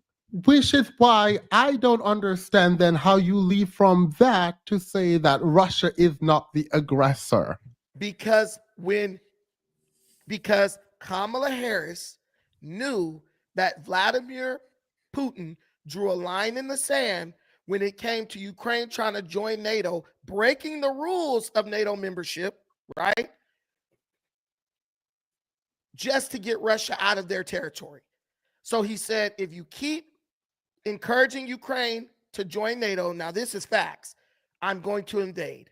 Kamala Harris went to Germany how many times? You might know better than me. I think she went like 2 or 3 times. Got on stage and said, we encourage Ukraine to keep joining NATO, trying to join NATO. Donald Trump made it clear, Ukraine ain't getting in NATO, right? There was peace. When you get on stage and purposely agitate Wait, a how can you country, say there was peace when they Ukraine annexed Crimea? Like there this was is no not, shooting. There was no Yeah. shooting involved. And the people of Crimea wanted to be a part of Russia. They voted to be a part of Russia. That's called democracy. Wait, you can't just say that's like you can have like imagine Texas, Mexico taking Texas, and they're like, oh yeah, Texas voted to be a part of Mexico. If Texas votes to be a part of Mexico, let them be a part of Mexico. That is insane. Why is it That is insane? insane. Why Because wouldn't that be democracy? No, it wouldn't be a democracy because within the country's borders, there are rules and regulation about sort of how. But states are sovereign, meaning they choose for themselves what they want. That is not federalism. That is not what federalism means. What I'm telling you is states are sovereign. They can decide to an extent. Go ahead. To an extent. Like I'm saying, yeah, there's the federalism. So there is a separation of the federal and the state government, but it's still within the framework of America and federalism. The idea that states have some level of independence, their governor, their own legislative, but they are they're under the federal system, right? Yes. Whenever a state constitution runs in conflict with the federal constitution, the state constitution has to step down. This I'm does not Googling happen right now, by the way. Yeah, I'm yeah, Googling because I want to know. Just type in federalism. Hold on. Just type in federalism. Okay. We have Are the you going to Lone mention Star the Minsk Accords, Themis, or not? Are we going to talk The about what? this? The Minsk Accords.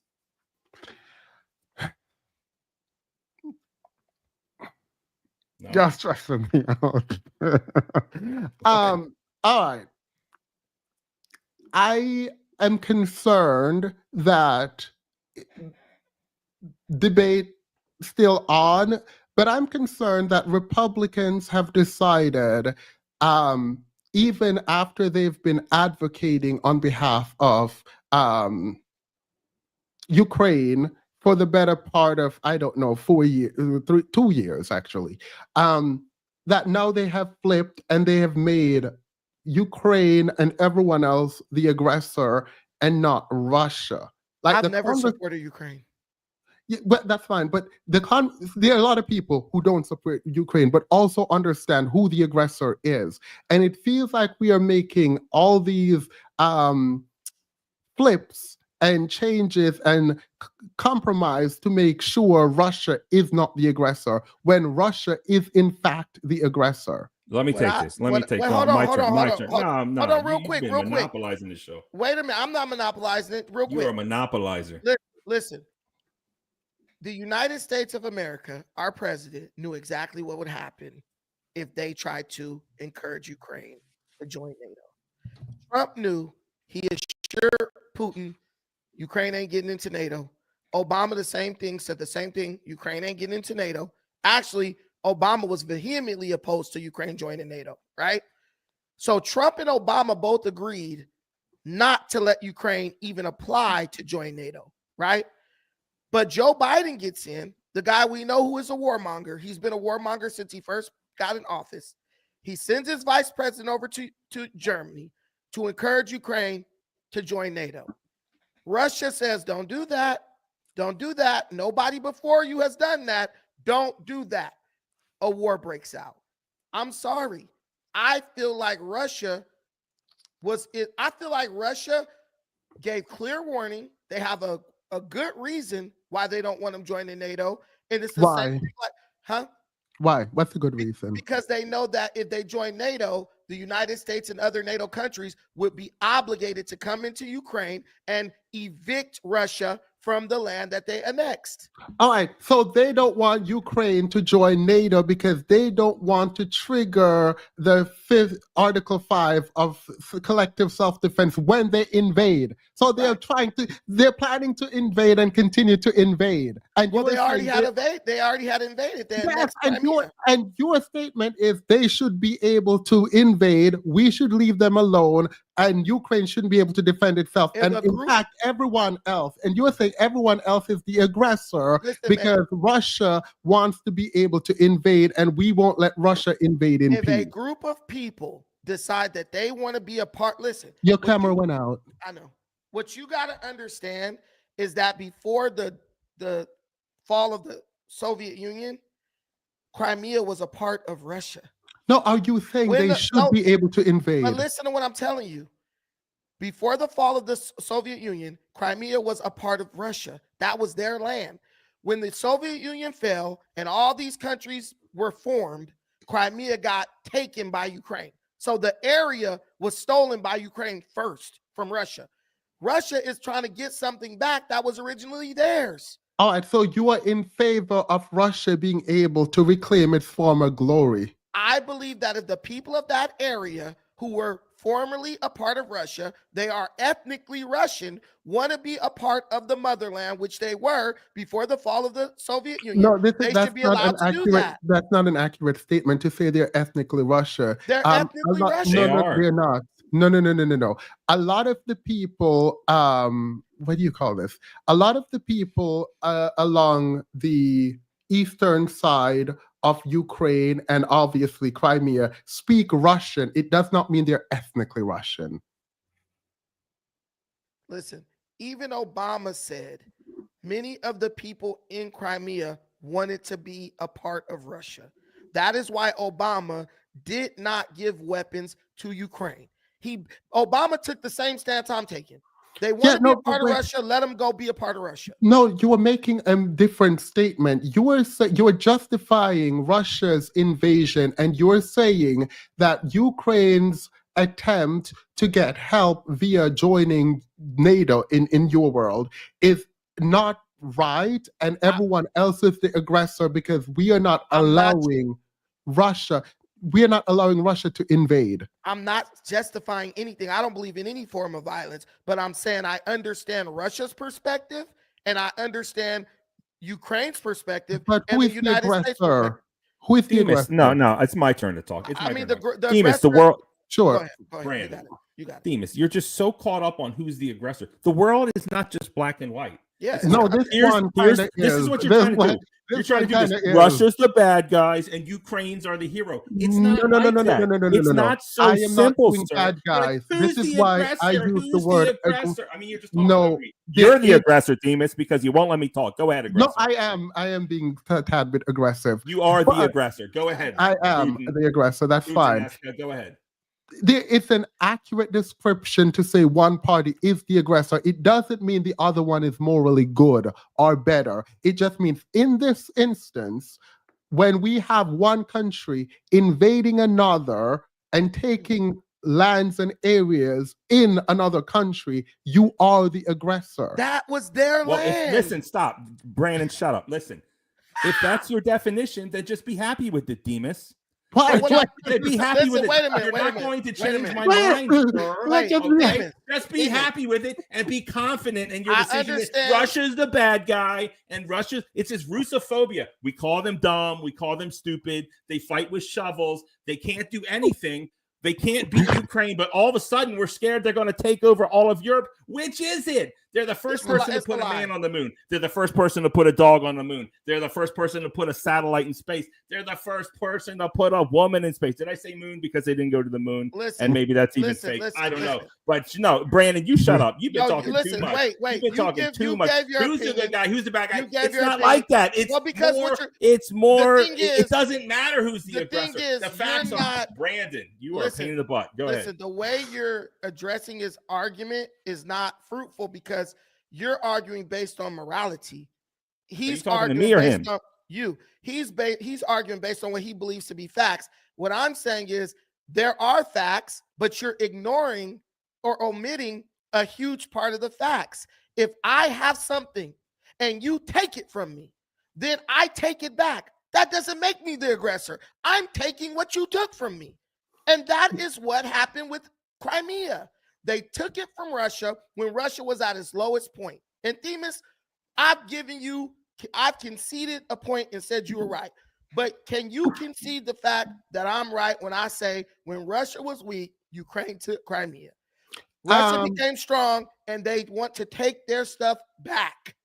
No, see, in 1991, it's part of Ukraine, Brandon. It's part of Ukraine, Brandon. It's part of Ukraine. Did Russia have Crimea during first? The coup? During the coup, it was going to fall under unfavorable to Russian hands. That's their warm water port, dude. They need it to deal with their navy. They're not going to give up naval dominance in the area. So there is a conversation about the former Soviet and whether or not you are making the claim that Russia was the former Soviet Union. Is that the claim you're making? What I'm telling you is in the former Soviet Union, the USSR, Crimea in the map was a part of the Russian motherland. When the USSR broke up, while Russia was too weak to do anything because their empire was too big, Ukraine stole a little piece of land and said, this is ours now. No, they didn't. Ukraine was a part of the Soviet. But what I'm telling you is, listen, bro, it's like you cutting a piece of cake, bro. You know, every cake slice is supposed to be even. But guess what? You give it to a kid, when you're not looking, they're going to cut their slice a little bit bigger than everybody else's. That's what Ukraine did. When it broke up, Ukraine drew its map around a piece of Russian territory because they knew Russia was too weak to challenge them over it. And Russia, when they got strong, even Putin, since a little kid, has been saying since a young man, he's been saying he's always dreamed of taking this piece back. If you talk to Russians, this is a part of their national identity. They literally all know Crimea was once their land.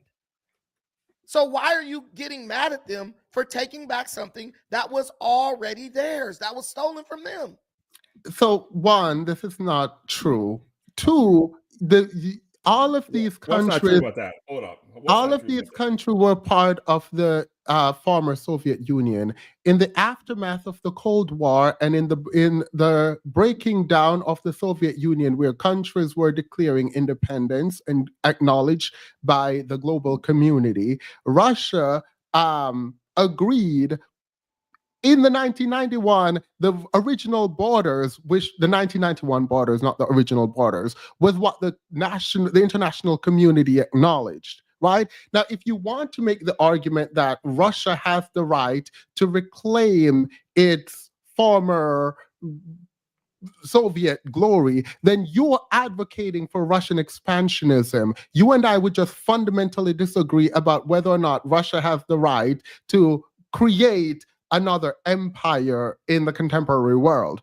In the wake of the Cold War, when we had a bipolar world, this is the Soviet versus the US, and we're fighting for arms, and we have agreed that the Soviet lost and it was a breaking down of the Soviet, and it became a unipolar world where the US became predominant. We now have, in some ways, a kind of American hegemony that exists. If you are advocating for Russia to reclaim its power, I don't think you can both do that while also advocating for American hegemony or American glory or America first. Those are two inconsistent ideas. Am I able to state pure facts, not my opinion? Yeah. Okay. I want you guys to bear with me because I know I'm only going to state facts. The Crimean Peninsula was first a part of Russia. When Russia and Ukraine joined together under the banner of the USSR, in a ceremonial act, Russia transferred Crimea over to Ukraine, right? That's when they were together as a ceremony. This is a symbol of us coming together. When the USSR fell and Ukraine split from Russia, Russia was like, dude, that was given to you as a symbol of our connection. We are no longer connected. We want our peninsula back. And what people don't understand is Crimea was what was called a autonomous peninsula, meaning it really wasn't under the jurisdiction of Ukraine or Russia. Russia has every right. If I give my wife a wedding ring and say, this is a symbol of our union, this is a sign of us being together. When we get divorced, if I come back and say, dude, I want, well, not in America, but shit, and traditionally it was this way. When you broke up the marriage, the man was able to take the ring back as a symbol of the dissolution of the union. That's basically what Russia is trying to do. I don't understand why people can't grasp that basic concept. I disagree with that, but anyways, that's it's fact, a war. Though. You can look it up on Google. No, all that's fine. It's a war against NATO expansionism. It's protecting their borders to legitimate fears and security concerns. No, but he's right. That they have. Finland is on NATO's border. Estonia is on NATO's border. Finland is this much, and it's up in the north, and it's no big deal compared to Ukraine. If it was all about the United States or NATO being able to put nuclear weapons on the border of Russia, they would need to invade Finland, Estonia, and all these other countries. Vladimir Putin even said it had nothing to do with nuclear weapons because he still has mutual destruction. He could launch his when they launch theirs. He said it was all about a traditionally Russian land that was basically Russia's right, and they were trying to take it back. And I understand it because there's a lot of money to be made right so there. Since you all, I just said all of that, and I don't think you all were responsive. I will be responsive to this. What will stop Russia from going even further? If you're okay with him reclaiming the former Soviet states, let's call them, why wouldn't he just continue? He doesn't want it. Listen, hold on, my turn. No, no. There's nothing stopping him. Listen. Yes, there's us stopping him. What do you mean? We were funding Ukraine. What do you mean? Ukraine is getting obliterated, bro. Have you been watching the news? They're not stopping that. What will stop him from continuing after he's done? Mind you, let me be clear. Let me be clear. It was reported, right, where after the Russian delegates were kicked out of the NATO office, and then Russia shut down the NATO office in Russia. Putin shut down the NATO office in Russia. There was this report that came out, and it was updated in 2023, where Russia was shocked at how difficult it was to reclaim, quote unquote, invade Ukraine. So maybe that might stop because of how difficult it has been to reclaim something that Putin thought would have been an easy invasion. It turned out it wasn't because of the people involved. Now, to one of the main questions, the security guarantee, well, I guess you guys don't. Brandon believes that the Russian expansionism is fine, even though it is actually American ideas of global power. It has nothing to do with America. It does, but we'll get back Putin to that. He's fighting to keep what he has. He's not fighting to take more. He's clearly he doesn't have it if he's trying to take it. Bro, he literally already took Crimea. He's still trying to invade Russia, Ukraine. Ukraine wants to get into NATO so they can get NATO to help them kick. Okay, Russia so he's moving beyond what he has. He's not. He's only. Is he not invading Ukraine? Bro, he's invading Ukraine. Okay, so he's invading Ukraine. Listen, to keep them from applying to join NATO. So he will withdraw. He will withdraw. So if they don't get into NATO, if there's a guarantee that they won't get into NATO, the war is over. The war is over. That's why Trump keeps saying, I could end this war in a week. I thought you just said Trump announced that Ukraine would not be a part of NATO. He did that in his first term. You do know Trump served 2 terms, right? Yes, and he Okay. won against a woman both times. So are you so when you say that, are you insinuating that women are inferior to men? Yeah, what does that got to do with? Why did you throw that? No, in? that's exactly What what does you're that saying. got to do with You anything? He's in smiling your because I caught him. I opening, wrote that shit down. What are you I wrote what that are you shit doing? down because I was waiting for you no, to no, say no. that again. I'll tell you. You said they're getting men out of women's sports, but I find it funny that women are the only one he could win against. But we move. No. You're saying that That's women not are even a weaker. point. I Wait, don't even know what no, you're no. It is. It's It's not a point. It's a jab. logic. It is Let a him- jab. Let me be let him very stew clear. in That his is not a statement. point. It's a Let jab. him stew in his statement. You are insinuating that women are weaker or less competent than men. That is why Trump is able No, to win that's what against them Trump and not believes, against and that's the males. only You just person admitted he it. won You just against. He admitted it, literally penis. just said You it. just You admitted literally it. just No. insinuated. The fair That sex is is what also you weaker. all and the Trump second time. believe. That is what Trump believes, and that's the people he can win against. It says something about his psychology, Trump's from so- my Trump perspective. didn't pick his good. enemies. Trump is But so good. I he go didn't have fight to with show you. up. Y'all can do what y'all want to do with this. Don't start It is sashaying. not me, an just please. argument point. Slow down I'm the just sachet. pointing it out. I'm Ron just pointing it out. DeSantis would have destroyed Kamala Harris. Vivek Huh? Ramaswamy would have destroyed Kamala Harris. Listen, Trump is so good and so favored by this country that Trump That's didn't he have to lost the show- second race. He didn't even have to show up to the debates, and his approval rating was still 30, 40 points above his closest. What is it now? Now that he's president, what is his approval I think rating? it's 59% or 57%. That's good. No. really Trump last week has one of the lowest approval ratings of any president in the That's first a lie. in That's the a lie. first in That the is first a month of his lie. presidency.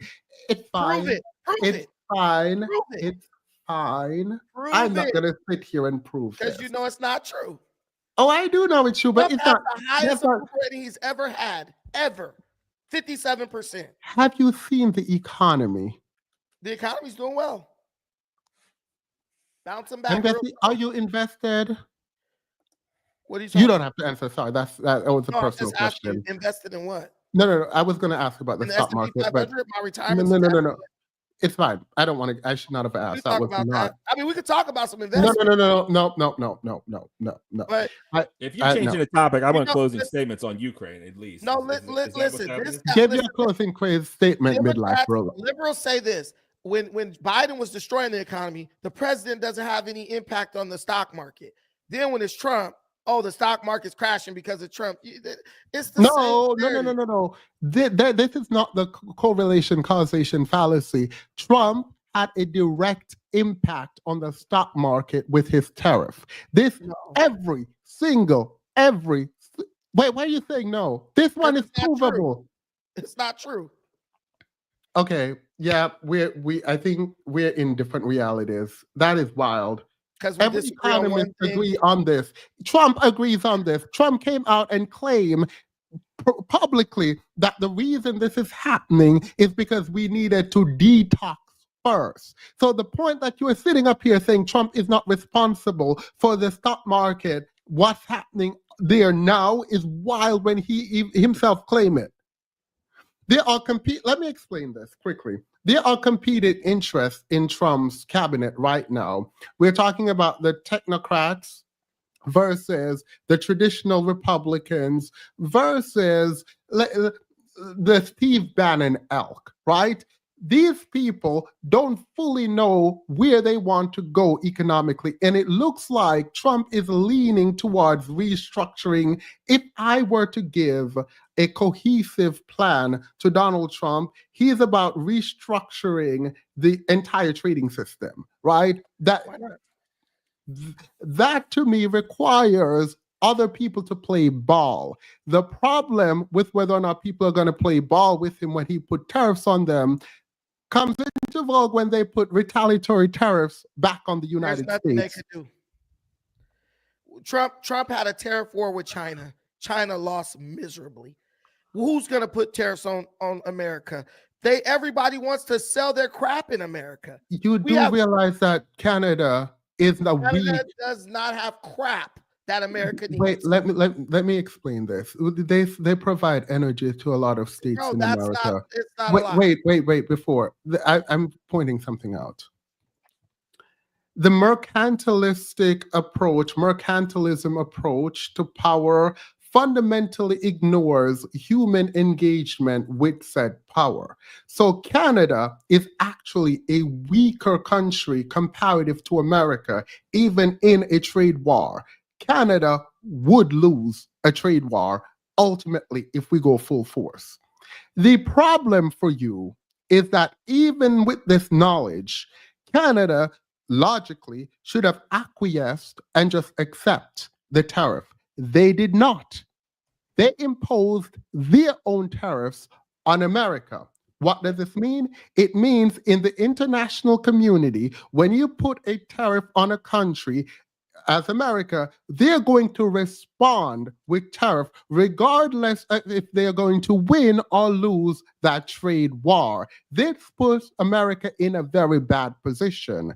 The dollar as the world reserve currency, the petrodollar, if you will, at some point, if you squeeze too much, because we have a lot of reserve power that we haven't used, if we squeeze too much, we are squeezing for other countries to find alternatives to America and the American system that is predominant.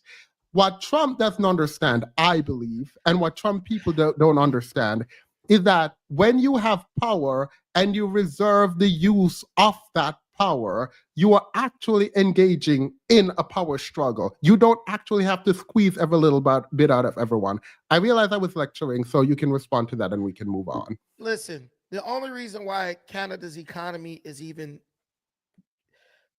surviving is because of the United States. 97% of all oil exports. You didn't hear me. I am saying that Canada does not have the strength to fight America. I understand that. So when you keep talking about Trump putting a tariff on Canada, it has there's literally no. They retaliated. The retaliation is the problem. Because even a country that is so dependent on America is retaliating. Imagine other countries that aren't. Canada should have been the easiest lick. Bro, if I pay 97% of your rent, right? How can you retaliate against me? What can you do? Anything you do makes you poorer. And that was a bad analogy. But anything they try to do in retaliation to the United States makes them lose money. You're not getting my point. I do understand what you said. What is my point? You're saying that other countries are getting hurt. No. What is my point with Canada specifically? You said that Canada really can't do anything. That's basically what you're saying. No, that wasn't my point. Okay. My point is Canada should have been an easy, I'm adding a 25% tariff, and they just take it. Okay. Because they can't win. They're too dependent on America for security, for trade, for everything. If it can't win, they can't do anything. That's the same thing. No, they can do something, and they're doing something. In a fight that you can't win, you would expect Canada to roll over. This is how we do a rational actor on the world stage. A rational actor on the world stage, if they're in Canada's shoes, would not do retaliatory tariff. They can't win this war, a tariff war. The issue is if that person, this country, is willing to engage and fight America, even when they can't win and they're so dependent on America. What about countries that are further away, not that dependent on America in the way that Canada is? This should have been the easiest. I'm adding a tariff. You can't do anything about it. This is representative of how we're going to act around the world. It did not work that way because that's not how power operates. Dude, this is basically like you saying, it's like someone saying, I got my ass kicked, but I still fought back. You still got your ass kicked. It doesn't matter what you do. There's nothing they can do that can have any impact on the United States. Nothing. Yes, but we're literally responsible for their security. They need us to fight for them. So you would not expect them to fight back. If they are fighting back. They're not fighting. They're posturing. They're pretending like they can fight back. God. Oh, my God. Tell me what they're doing. Demons, just tell me what they're doing. They've slapped back a tariff on the U.S. And what impact does that have on the U.S.? It doesn't matter about the impact. It is going. Have you seen the stock market? That has nothing to do with our stock market. Nothing. You Literally. don't think the tariffs that No. Trump is out here explaining why he needs all right, then we The market's already on the way back disagree. up. Go look at the markets today. Go look at the markets today. I just Googled it. The market's already on the way back up, bro. I have go down and up I have a diverse portfolio when it comes to my investment. I can look at my investments right now and tell you. The markets, you can look them up. They're already bouncing back. The markets go up and down. There's hiccups. With Trump, whenever Trump announced a new tariff, that's what happens. What I'm telling you is the markets go down and the markets go back up. When someone tries to bring up the markets, that means they have no evidence of what they're saying. So if the markets were going down under Biden, the markets were going down under Biden with Canada fully on board. So to say the markets are going down because Canada is mad at Donald Trump, it's just it's an assumption. And you have a right to your assumption. There are assumptions that are predicated on facts, and these facts around how markets react to the president tariff and the uncertainty of an economic economic framework that is not making sense will have an impact. Like, I don't know what to tell you, but beyond that, why do you think Trump is what were Trump's reasoning for his tariffs? Because his reason was because other countries were basically screwing America over. They had huge. Let me answer your question. All right, that means I know you're not listening because you're already thinking about your next point. No. Donald Trump argued a fact. Mm-hmm. Ever since the Marshall Plan, where we helped Europe get back on its feet after being destroyed by World War II. So we gave them access to our economy for basically nothing, right? Which no one does, right? We never repealed the Marshall Plan. So these countries basically had an unfair deal.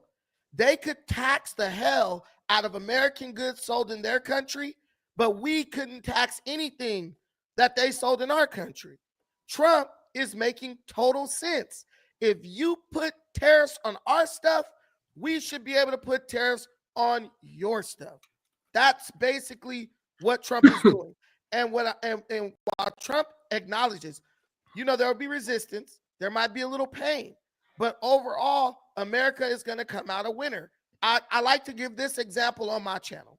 My wife does farmers markets. Well, she used to. She used to sell soap and all this stuff that she would make.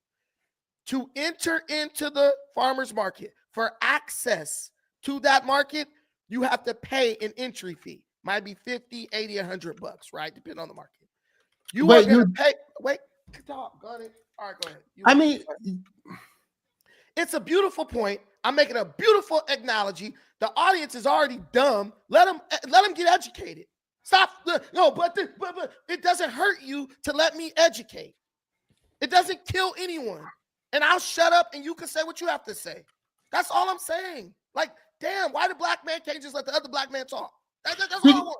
It doesn't seem like you're taking into account. Are you a racist because you're interrupting a black man when he's speaking so eloquently? It doesn't seem like you're taking into account what Trump's stated goal was. It's not about what it seems like to you. When you have your turn, I said I asked what Trump's stated goal I'm explaining was. It you have not explained. You did not say what Trump's stated goal was. Here we go. All right. You win, bro. Trump explained that he wanted for corporations, companies outside of America to relocate in the U.S. So if you know the answer, why are you asking? I mean, does that sound like a bad thing? Does that sound like a bad thing to bring corporations? No, I only brought it up because none of you are engaging with what Trump actually said. Trump said there will be some pain, but America is going to come out on the winning end. That is encompassed in that. I don't need to break down look, listen, I'm not about to sit here and be what you're doing. You're trying to nitpick. No, but you didn't say that the pen was black. That's what you're doing. I want you to engage because I need to understand how tariffs will get these companies to relocate Bro, in I'm on America. bigger shows than this, bro. I That's know when fine. someone's My trying to, show is small. It's that's fine, fine. but you're It's trying not to, I important know to when me. someone's trying to patronize me, bro. That's what you're doing. And it's no need to do that. We're black men. We can have an honest conversation. I'm not going to nitpick you. When you're right, I can see. You know what? You're right about that. You're not man enough to admit when you're wrong or to just let me explain. Like, bro, let me explain. I make my point. I'll mute. I won't say nothing about nothing when you talk. Just give me that fairness. You say like the white man, Trump's racist. The only person that's in my way is you. The midlife bro logic is quiet and his mic's not even muted. When you talk, I mute my mic. Yeah, this is also You're projecting. You project no. who you are I onto just us. want you to answer. I want you I to was answer answering my it question. eloquently, and you couldn't handle it. I don't think you would determine if you're eloquent or not, but if that's fine. Donald Trump is making the relationship between the United States and other countries when it comes to trade fair. If they tax our goods, we need to tax their goods. What that does is, one, it brings more jobs to America because companies are incentivized to do their manufacturing stuff here. Obviously, Trump has given you examples of companies that were going to leave the United States and they end up staying because they don't want to have huge tariffs or taxes or tariffs put on the things they try to bring back into the country. Right? So there must have been a lag because I thought you were done. no, it's okay. Go ahead. You got it. So why would you start with Canada and Mexico? Were Canada and Mexico treating us poorly and winning in the trade war and taking advantage of the U.S.? First of all, Mexico, there were companies that were going to leave America to open factories in Mexico. China was one of them. They were going to build a huge car manufacturing facility in Mexico. Now they're going to build it, I think, in Ohio or something like Wyoming. Wait, let me ask the question again because you're not answering my question.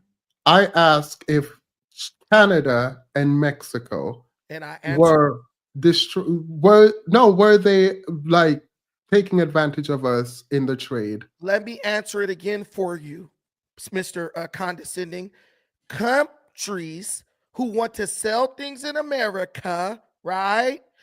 But they don't want to pay tariffs, right? They try to do the manufacturing in Mexico for cheap and then bring it into America. So the first country you need to deal with, let me say real slow like you, is I'm going to Mexico. ask the same question again. Okay, this guy doesn't want to answer, midlife. I'm going to ask the question. Right. Was China? Well, yes. Yeah, was Mexico and Canada taking advantage of us in terms of trade? Yes. What do you think the problem with NAFTA was? Cool. Wait. Let me say this. Let me put it because I like to put it. Wait, no. But in Trump's first term, didn't Trump negotiate? And one of you opened with this, but since you all haven't brought it up, I'll do it here. Didn't Trump negotiate and claim that he created the best deal, the USMCA between Canada, the US, and Mexico? Yes. So he is on his own deal saying that they're taking advantage of us on a deal he negotiated. I feel like, and I'm not 100% sure, so I'm going to Google it, but I think Biden pulled out of that. Google it. Oh my God, there's silence. I feel like I need to say something. We never finished the Ukraine. You pivoted to this. Let me bring up the email where we discussed the topics we were going to talk about. Somehow we ended up on this, but that's okay. I feel like this show needs another show, and I should moderate it. No. Actually, just putting that out there. Biden kept the deal intact. Yes. So that must mean it was a pretty damn good deal, right? Trump is the one tearing up his own deal. Oh my God. Trump is here saying they're taking advantage of us, but he's the one who negotiated the deal that he's claiming that they're taking advantage. Okay, go ahead, keep going. But you know what? I think Trump put the tariffs on Mexico for not stopping illegal immigrants from coming into America. That's what I think was threatened the tariffs for. Actually, now that I think about it, Trump went after Mexico because he said they weren't securing their border. Why was he That's after why. Canada then?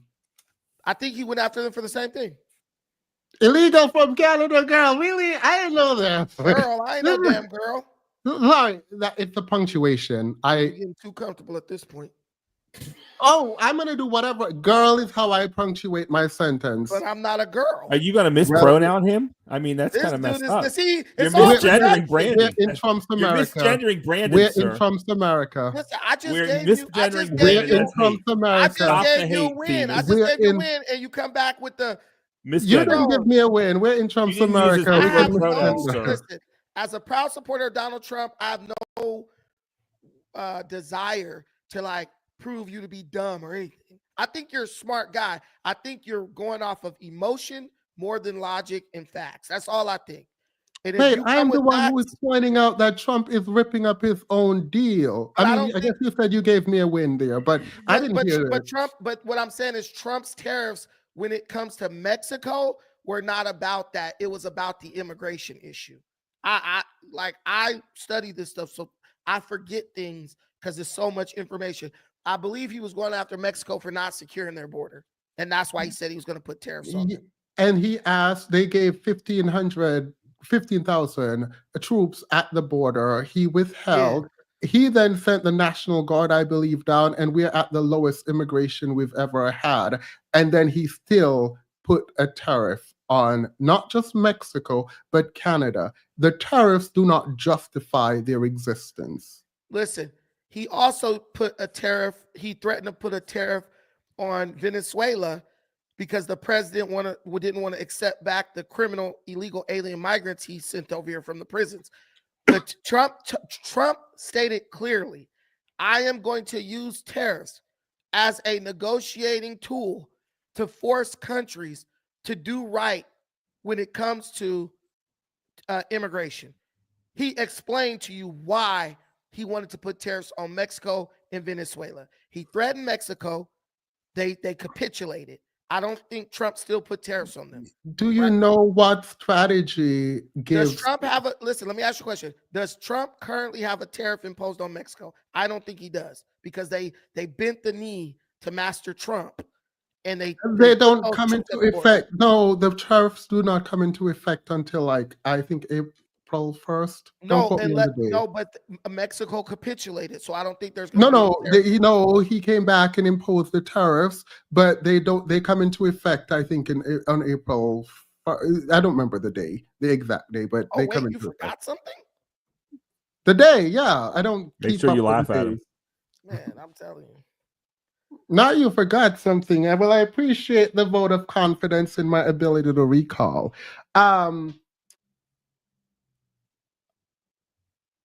I'm waiting for you, Brandon, to. Oh, I'm looking. I'm not. Let me see. I'm not seeing. April 1st. Architect said April 1st. But I want you to. Can you look it up? Because I'm not seeing Trump. It's April. They said April 1st. It says that he withdrew. It says he withdrew the tariffs from Mexico. That's what it says as of March 4th, 2025. He did then last week he announced the new tariffs. That's when the stock market took a dive. And they come into effect on April 2nd. Okay, let me see. Trump's trade war draws swift retaliation with new tariffs on Mexico, Canada, and China. Yes, I love this. I actually love this. See, no, you can't say you love that because you were just explaining why it was no longer necessary. Oh no, but I still love it. I love when he put it. I love that he's putting it on China and Canada. I feel like they're just not gonna. Well, you've been conceding, but listen, it feels like for this. I've been conceding to you. But it feels like for this specific thing, because you were just arguing that the reason he did it was the illegal immigrants. The illegal immigration is down, and now you're saying that was the reason.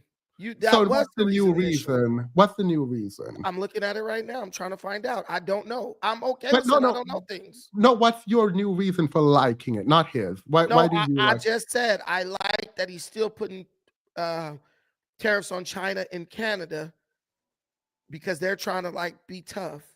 Canada. Timus, no, I have a question for you, Timus. Go ahead.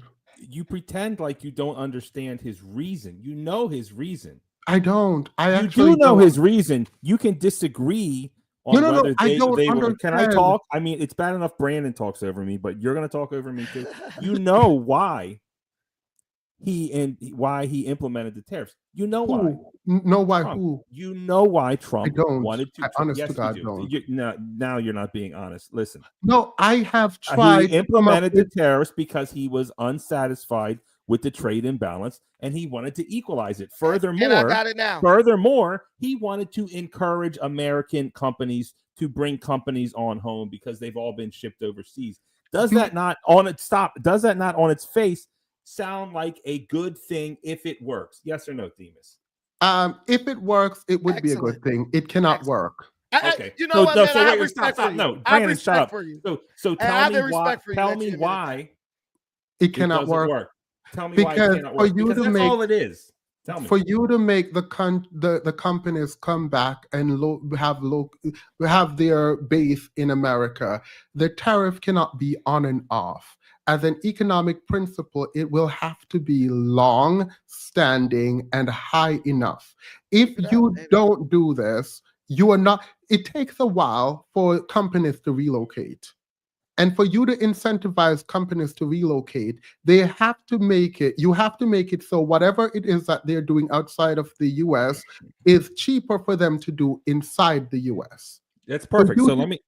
Oh, hey, all right, cool. No, Brandon. So you just said that you agree with tariffs. What it is a more of a long-term. No, I didn't say excuse that. me, it's not. Yes, you did. I agree with the outcome. That long-term tariffs would encourage American companies to relocate. That is the goal. That is the plan. No. You said it takes time and foresight. Midlife logic. And this is a long-term plan. It's like that was not what I said yes to. I never said yes to the tariff. I said yes to the outcome of the tariff. You said if it was true that if you tariff companies, they would come back to America. Would I agree with that? I would agree with a policy if it results in like America being better and stronger, whatever, right? And companies come to the US. I am not saying I agree with tariffs specifically. And the reason is it cannot be on and off in the way that Trump, Brandon pointed out, is using it to negotiate. If you're using it to negotiate, you can't do both. You can't be using, you agree on long-term permanent standing tariffs. You are a Trumper. Get your red hat. Get your red Trump hat economic. Oh my God, this is economic 101. Wait. This is macroeconomics, right? In some ways, and geopolitics included. But if you think that this is a negotiating tool, it means that it might not be serious. Just get what you want to do what you want to do, right? If you want companies to relocate, you cannot use tariffs to negotiate because you need them long term. It needs to be high enough. The same thing 3 times in a row, and I heard you. If you did hear me, you would not have done it. You would not have been doing it. Wait a minute. If you had me, you would not have Please don't say it 4 times. Demas, you're misrepresenting, and I just want you to listen to me. You're misrepresenting this situation with Mexico, and let me tell you why. First of all, you're talking about the economic impact and all this stuff. Yes, but the reason why Trump is putting tariffs on Mexico is not economic. Remember, you said Trump negotiated the beautiful USMCA deal, which is still intact and is still working great, fabulously. One of your words. Trump is going at Mexico first because of the immigration, right? So they put the 1,500 or whatever troops at the border, which has stemmed the tide of immigration. Now Trump is threatening to impose a tariff on Mexico for the fentanyl that is coming across the Mexican border. I just read it right now. The reason why he's still talking about imposing tariffs is because of fentanyl. So Mexico, because, you know, their president, all their elites make a bunch of money off of drugs, right? They are trying to challenge Trump with tariffs of their own because they don't want to do their job of preventing fentanyl from crossing their border into the United States. The same thing with Canada. So why is he imposing tariffs on Canada? Trump is saying that large amounts of fentanyl are coming through the Canadian border into the American, Northeast or whatever. Mhm. So this is not even about economic fairness. This is All right, about so criminal activity that is being allowed to happen across the Canadian and the Mexican border, and Trump's putting an end to it. Isn't that a good thing, Themis, keeping fentanyl out of the country? all right, so your question is if this tariffs can prevent more fentanyl from coming in the US, is it a good thing? Preventing fentanyl from coming into the US is a good goal. The problem, however, 85% of fentanyl that comes across the US borders are brought here by US citizens. Okay. Yes, but So Mexico. that would not be an effective way Yes, of it can. preventing. Yes, it All can, right. because Mexico has to let a U.S. citizen pass through their border patrol to get into the United States. It's being enforced on the United States side.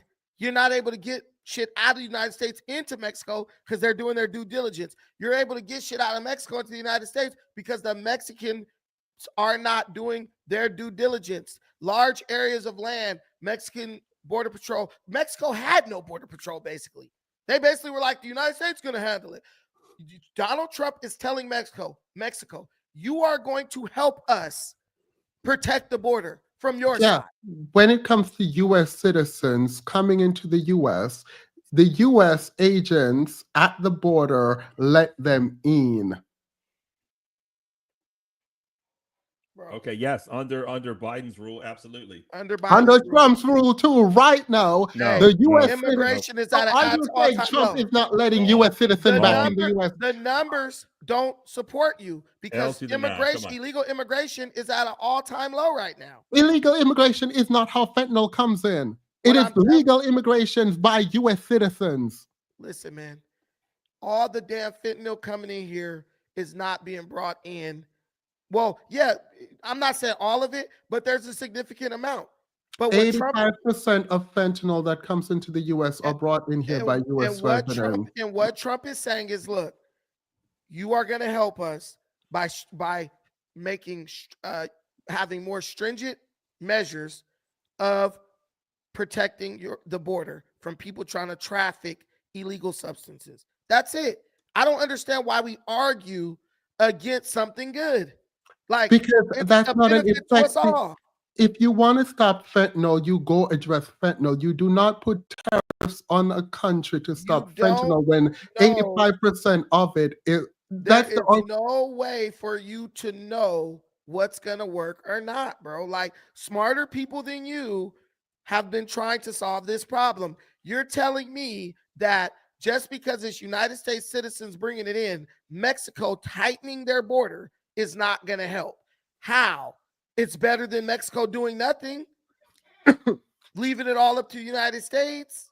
Yes, but that's like that's like getting a cut and then chopping off your foot. Like the reason no one used tariff to address the fentanyl issue is because that's not how you address the fentanyl issue.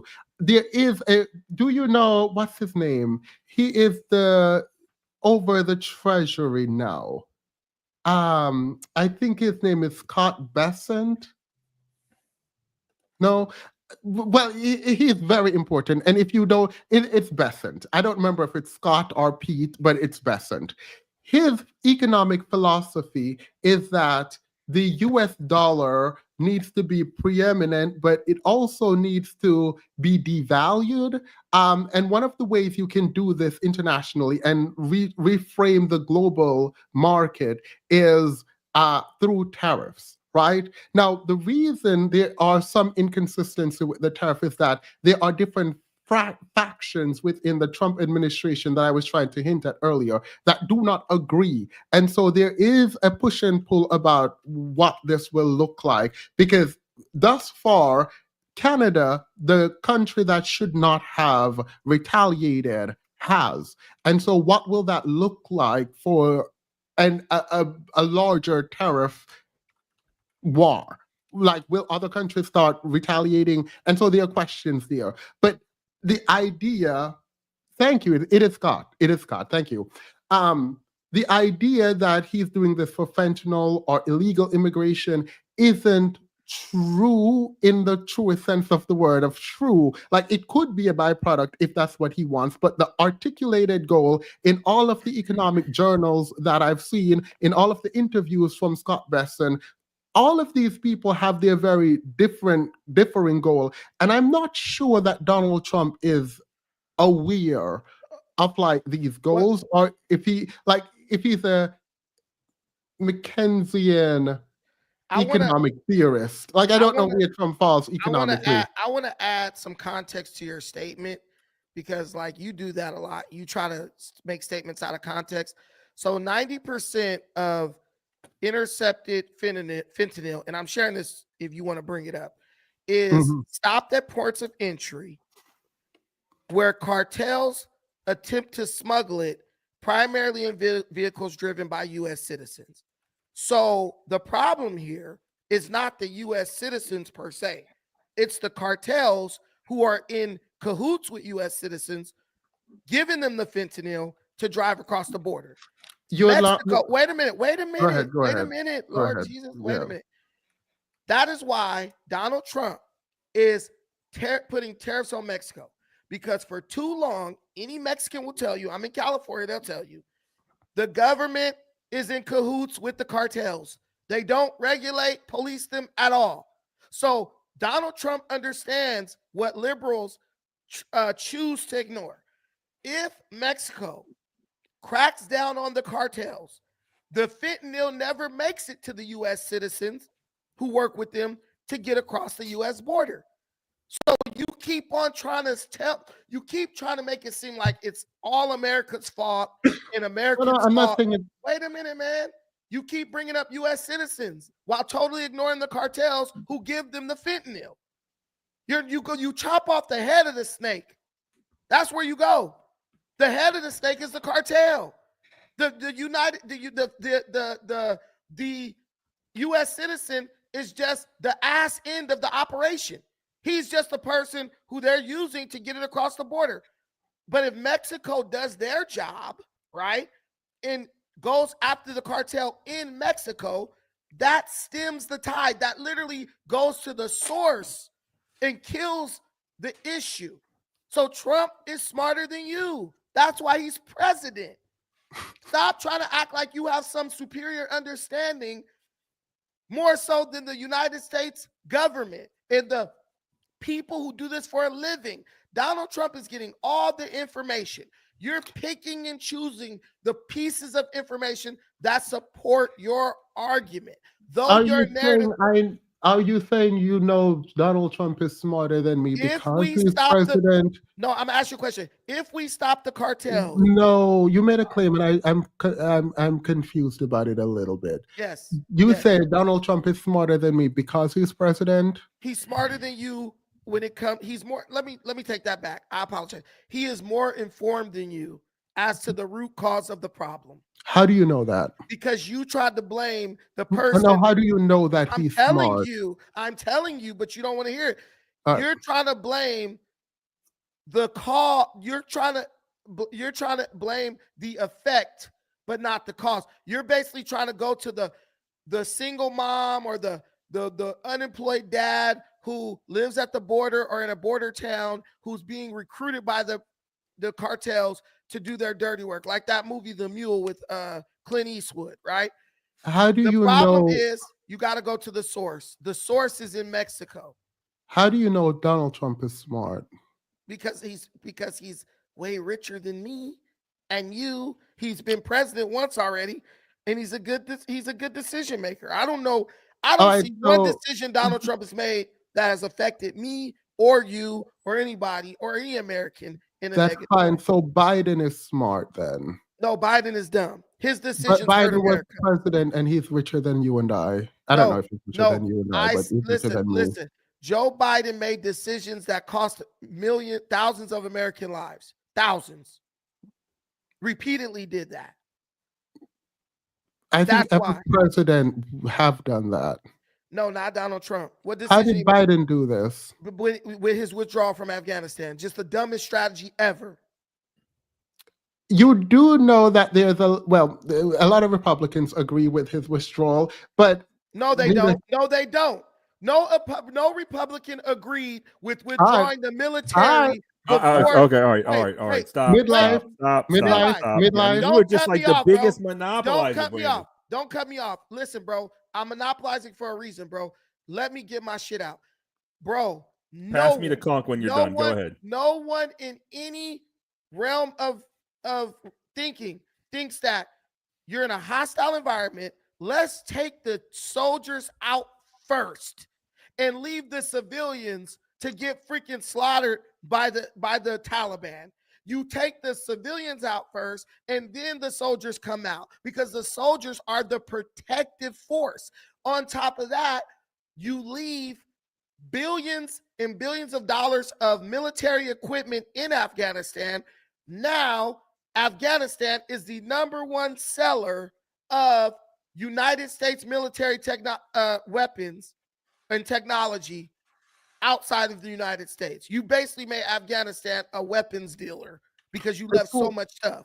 Let me say this. When people speak to me privately, I don't say what they say, and I don't use it against them in debate. Go ahead, midlife. Wait, what did I use against you in debate? No, not you. Oh shit, okay. It's not you. I was responding to a comment. All right, you said, yeah, I'm gonna have to disagree with Brandon on this one. Most people want to personally blame Biden for the withdrawal debacle, but the fact of the matter is, Biden wasn't in Afghanistan, and if Trump was in charge, he wouldn't have been in Afghanistan either. He's not down there directing or planning or coming up with the plan.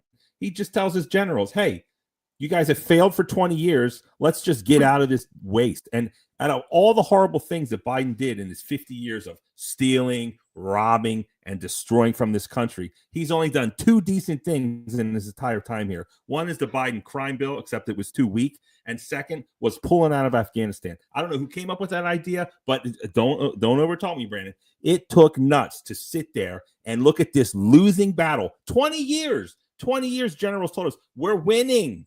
It's good. The Afghan army is going to fight. It sounds like I'm having Vietnam flashbacks from General Westmoreland and Vietnamization. It's a loser. It's a dud. People are dying. The people want to be Taliban. The people don't want their girls to go to school. I don't care if that's their problem. It's not our problem. And just like Ukraine, it's the same with Afghanistan. And we keep on making the same mistake over and over and over again. It is my belief that if Trump was in charge, the same thing would have happened that happened to Biden in regards to pulling out of Afghanistan. And thank God he did it, because 20 years of failure is a burden and a cross. Are you a Republican?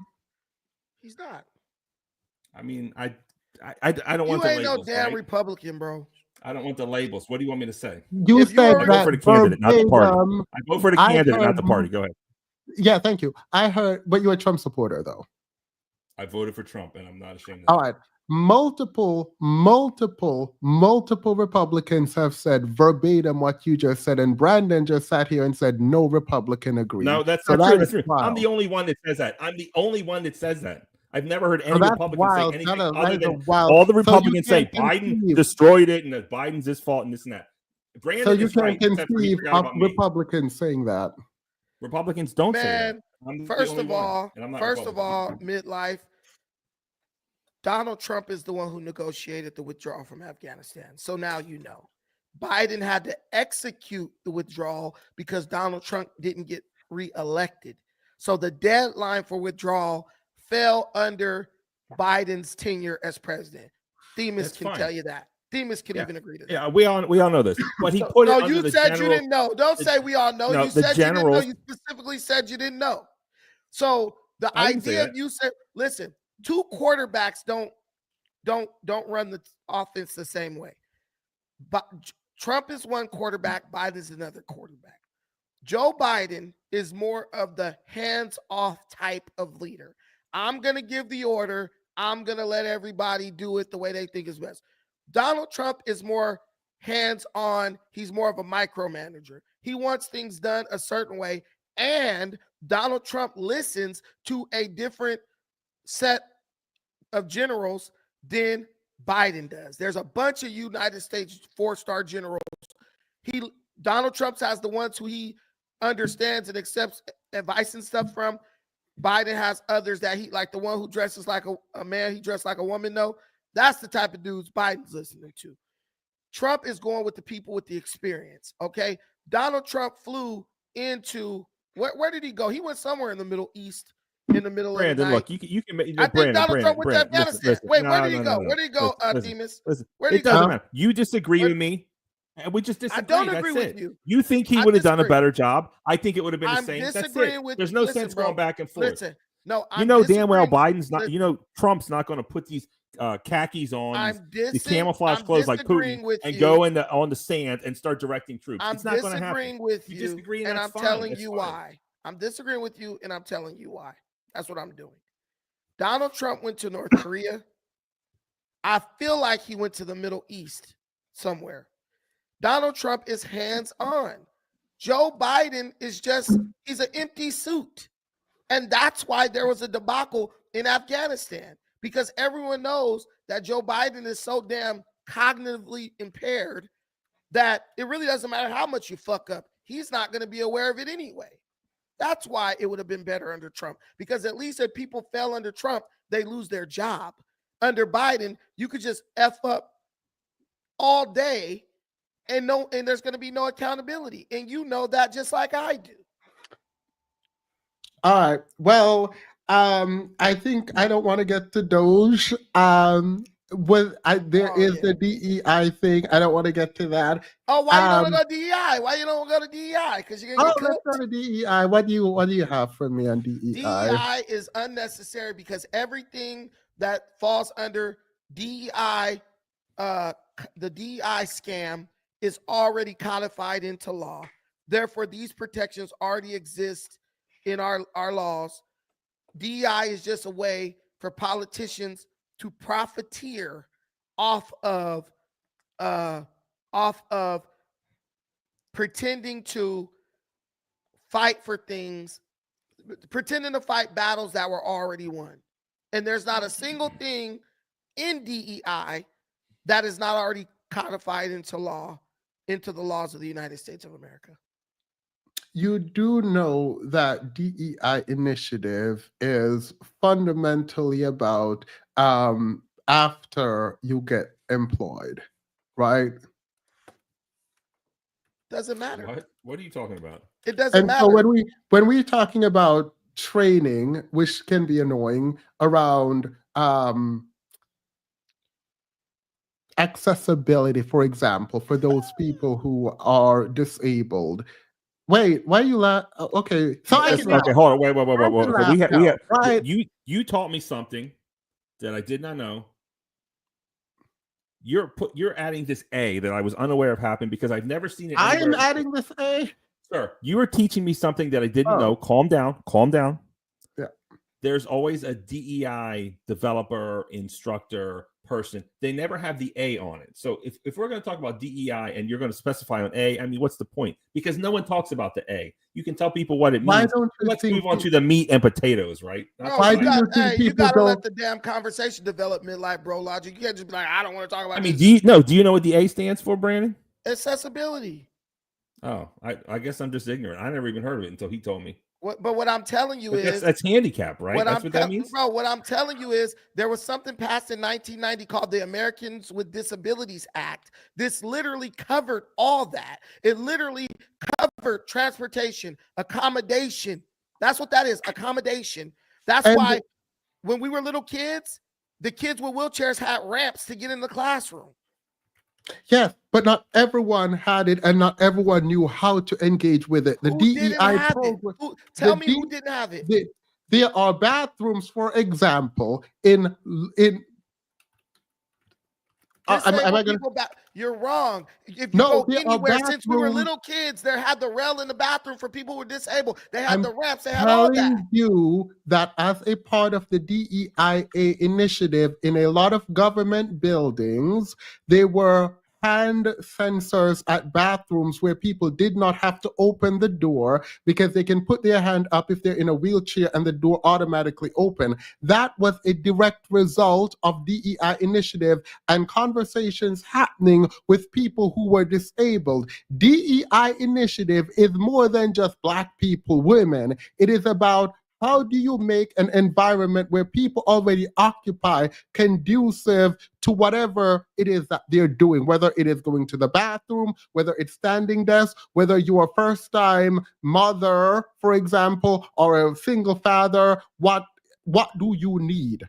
Right? DEI is not just about race and gender. It also includes military. It also, okay, you're shaking your head. I don't feel like I didn't need shake to my be head at keeping all. that. I didn't shake my head at all. I didn't shake my head. You saw something that didn't even happen, bro. That's fine. No matter how much you try to twist this, Wait 1 the second, please. Sorry. American with Disabilities I'm so sorry. Act, I'm sorry. I have to. It's not the debate. For people in the chat, it's fine. I'm fine. I love that y'all love me. I love you all right back. I will decompress in the Discord. Afterwards we'll go in the Discord and we'll talk. But like we don't have to do it out here. So Listen, You told me you didn't understand the Discord. What's the up? American Disabilities Act covers all this. You don't need DEI is not even anything, bro. That's not a law. It's not required. None of it. It's literally people. It's what Democrats and liberals do. You're trying to double dip on social justice issues. There has never been a time since we've been alive, midlife, bro. Like, well, you older than me, but I'm about to be 40. Since I was a kid, disabled people have had access based on the technology that was available. You can't sit up and use technology that was recently made available to the public and say, well, yeah, because now they have this and they didn't. No, but they did have the knobs that you didn't have to reach to and turn like this. Because people trying to wheel in a wheelchair, it was hard for them to use those knobs. So they made the ones that go down and you just push them down and the door opens. They also made automatically opening doors. You wheel up to it, you press the little button on the wall and the door swings open. You're arguing technological advances. yes, You're not that was arguing included. access. No, access is due to the technological advancement. The issue here is that there are a lot of people in places and spaces where they work that are overlooked when it comes to even the construction of, I'm using the bathroom example, or the desk example, right? And part of what DEI does, it allows people to speak up about what it is that they need and figure out how they can facilitate it. Bro, That's it. That's it. You're literally, you can't even name a single place in America where disabled people didn't have access. You can't. I just named you didn't. You said places. Name them. No, Where I'm talking about places in terms of like physical building. Name one place in America that for the past 40 years, disabled people couldn't use the bathroom.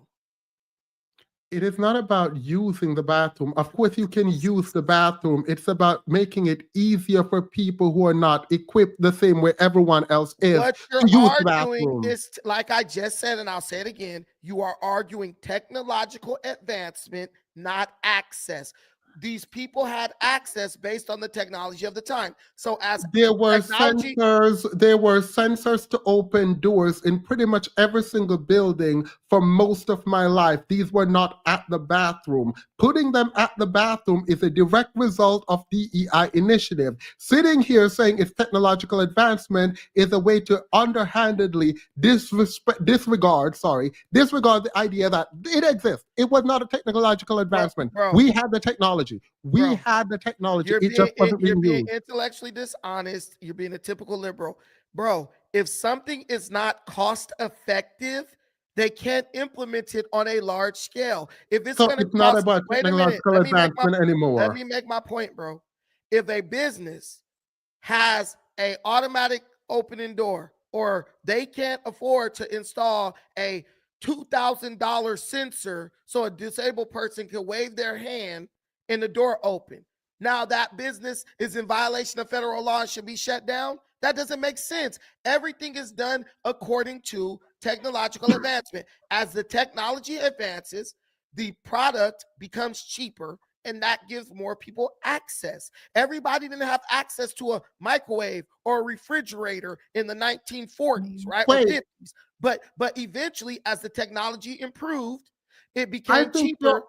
you're arguing something that doesn't make sense. I No, was it in makes these perfect meetings. sense. No, when the agreement was made under a DEI initiative to install sensors on bathrooms, I was in those meetings. It is a direct result of meetings with people who were in wheelchair that sensors got put in some of these bathrooms. And yet all the bathrooms don't have the sensors. Why? Because it's not cost effective. Like you You're have to have arguing something very different. No, You're I'm arguing not. something No, very I'm different. not. No, I'm not, because it has always been a law that disabled people had to have access. It Yes. did not say, it did not specify the technology that was used to give them access. Yes. You are arguing technological advancement. And No. what I'm telling you, listen, bro, listen, all I'm saying is this, I'm gonna give you a prime example. There was a time in the 90s when these microphones that we were using were so expensive that none of us probably could have afforded them. Mm-hmm. As technology improved, the cost of these mics went down. Now everybody got one, right? Now, that's access.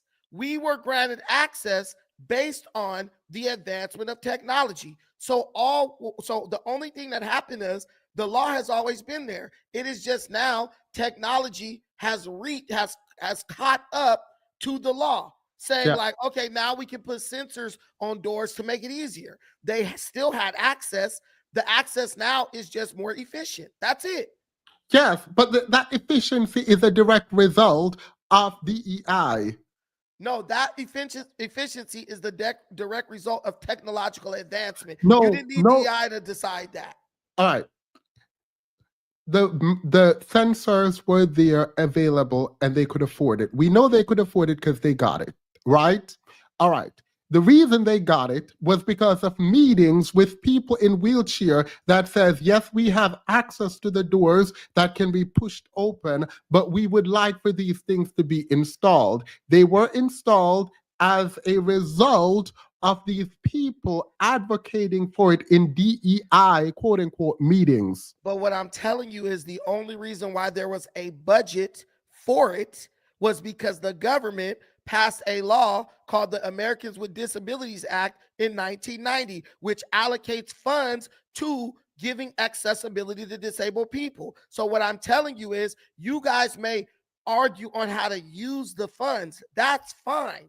But you didn't have to create DEI initiatives to say, hey, we need to put sensors for the bathrooms. Now, if it happened if it was a DEI meeting where someone brought up that great idea, awesome. But what I'm telling you is that idea is made possible by laws that were already passed. The budget's there. You guys didn't have to go to Congress and get legislation to pass that.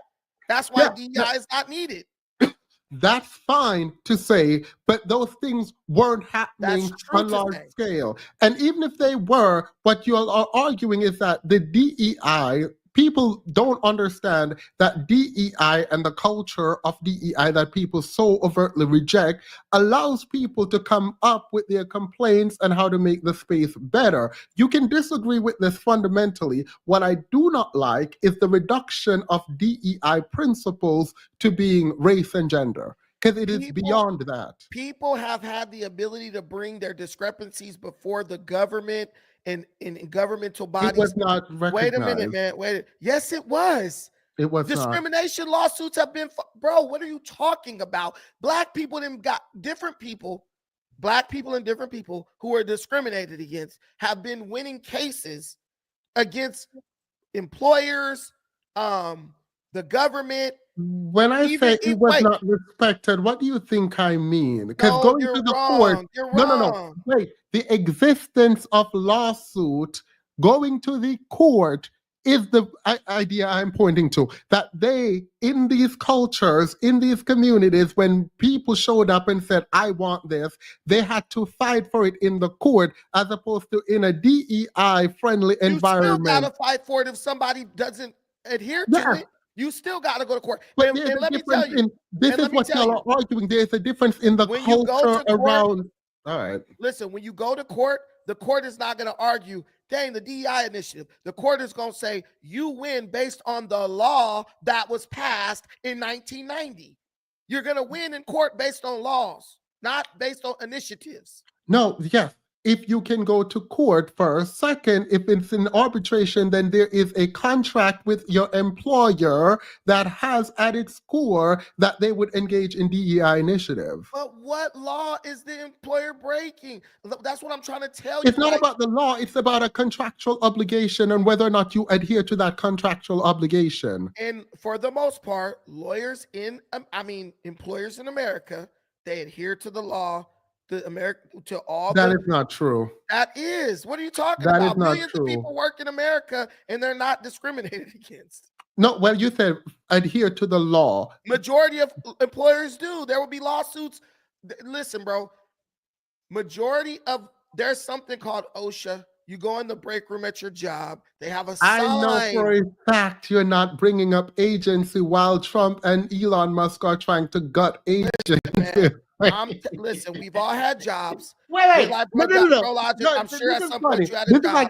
This is actually kind of funny. You are saying we know we are protected because there are agencies to protect us. Meanwhile, not only are they saying we are done with DEI, we are post DEI, the same people who are post DEI are gutting the agencies that are supposed to be protecting us. What agencies are they gutting? You're just saying anything because you can't show one agency that's being gutted. The Department of Education in half. That's not protecting crap. You asked me what agency. And I'm telling you that the Department of Education is not protecting anyone. The Department of Education is under-educating our children. That is why Black boys a lot of them can't even read. Our children are failing. Their test scores are horrible. The Department of Education is not protecting anyone. Wait. So for the kids with disability that gets funding from the government so that they can have specialized education, they're not being protected. That has nothing to do with DEI. That has to do with the American No, you said it's not protecting anyone. I just wanted to make clear. Let's do the EPA. Listen, Themis, before you Let's do the EPA. Let's do the EPA. Okay, let me finish. Because you don't try to move the goalposts because you know you're wrong. Wait, no. All right. Midlife bro logic. Let me ask you a question. Back eons ago when you were in elementary school, were not the disabled kids able to get an education? Did they not have a class where teachers worked with them and did all those? They did not. They did. Yes, they did. What are you talking about? What do you live in, bro? Prior to the Department of Education, millions of disabled students were not allowed to go to school. This is a fact. Google it. That's not what he said. No. Look up. No. He said when I was a kid. Your personal anecdote can't be verified. I'm talking about millions of students who were rejected from getting a K-12 education because they did not have the funds to educate these students. This was part of why the Department of Education was developed. What I'm telling you is that, first of all, the Department of Education was not developed under DEI. So you're arguing something that wasn't even done under DEI. You asked how does it support what DEI I'm telling and you disabled kids getting an education is the way. But what you're trying to argue, you're trying to say something I never said. I didn't say the Department of Education was always bad. The Department of Education became corrupt as they started to allow more money into politics, as they started to make the teachers' unions political entities. Why do the teachers need to have a union that endorses a presidential candidate? The teachers are supposed to be here like, we just care about the kids. No president was trying to take anything from the kids, and Donald Trump still is not trying to take from children. What Donald Trump is doing is he's removing the middleman, because It has become a blame game between the states and the Department of No, Education. the federal court just prevented Donald Trump from removing funding for children with cancer research. What do you see how this mean? guy? Do you see how this guy continuously moves the goalposts? We were just talking about You're education. all over the place. Now we're in cancer You, research. no, Bro, because no, you bro, said need to you moderate made a this. broad You need to statement moderate this about- because it's but- all over the place. Do not try to shortcut my point by bringing up some. It's called emotional appeal. Every liberal does it. No, you're not going to talk over me. Why did we bring up cancer patients? You said Donald Trump does not want to take anything away from kids. That's what you said. That is not true. Why did we bring up cancer patients? I brought it up because you said he did not want to take things away from kids. If we're taking away research of cancer, funding for research of cancer in children, you are taking away something from children. What do you mean? Listen, man, you're going to make a statement totally devoid of context. No, the context is you made a very direct statement. I'm talking about education. Donald Trump is not taking away anything from children as far as education. Bro, I work with disabled children. That's what I do for a living. IEP, all this stuff is not going anywhere. So you're trying to tell me I work in the field. Nothing is changing. Well, when Donald Trump wants to cut the Department of Education, is that true or false? He wants to get rid of it. All right. Prior to the Department of Education, we were just arguing, weren't there students who were with disability, millions of kids who could not get an education? Yes. But what I'm telling you is I've never said that the Department of Education was always bad. The Department of Education, just like the CIA and the FBI, has been corrupted. I'm going to ask you, I don't usually do this, and you don't have to do it now, but I'm going to need the receipt for the corruption of the Department of Education. Here we go. This is the receipt. Look up the reading levels of young black boys. No. I know that. Wait. You want the receipts, brother? Let me. How is that corruption? I'm gonna give you receipts. You said you want it. Let me give it to you. How is that corruption? God dang it! Let me answer. I'm giving you the receipts. I'm giving them to you. One of them. I'm giving. Good. Our young black boys can't read. Yeah. Our kids, our test scores all over the country are terrible. The United States is not even ranked in the top 10 when it comes to the educational systems of the world. That is all the indictment of the Department of Education you need. And when you try to hold the Department of Education accountable, they blame the states. You go to the states and say, hey, you're not training the kids right. The states blame the Department of Education, saying that they're not allocating the funds properly. Donald Trump is saying this, look, we're removing the middleman. That's the Department of Education. I'm going to give this money directly to the state. That way, if the kids' test scores don't go up, we go straight to the state and say, if you don't get these test scores up, we're cutting funding. You know what that's going to make the states do? It's going to make them start doing their job when it comes to the education of the children. It's very simple. It's a direct it's not, line. because what you have completely missed. What does the Department of Education do? The Department of Education, it distributes money to the states for education. It allocates money. Well, all right, they don't do that. What am I doing? What are you doing? You're putting your hands against your face. The Department of Education, when you say that those kids aren't reading at the level that they're supposed to read at, when the Department of Education does not set the agenda for the curriculum. I understand that. So it wouldn't be the Department of Education you blame for the reading levels. Yes, this what I'm telling you, because you're pretending like you can't process the thought, which you can because you're smart. The Department of the state blames the Department of Education. They say, oh, we don't have the funding, which what they say is the Department of Education is not allocating the funds properly.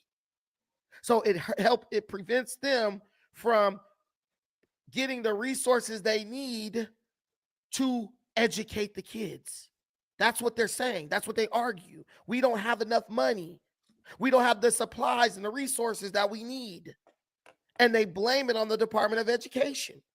I'm telling you, this is just common knowledge. Yeah, you can blame it on the funding, but if you're going to review their curriculum, don't you do an audit of their funding? They're saying that they can't execute the curriculum because Yes, they don't and have then the funds. you, who is doing the audit, you need to find out if they can or can't, and then find the blame. You don't just destroy the Department of Education. And this is what I'm because you trying to don't tell know. you. It has become a blame game between the states and the Department of Education. Then So audit Trump- it.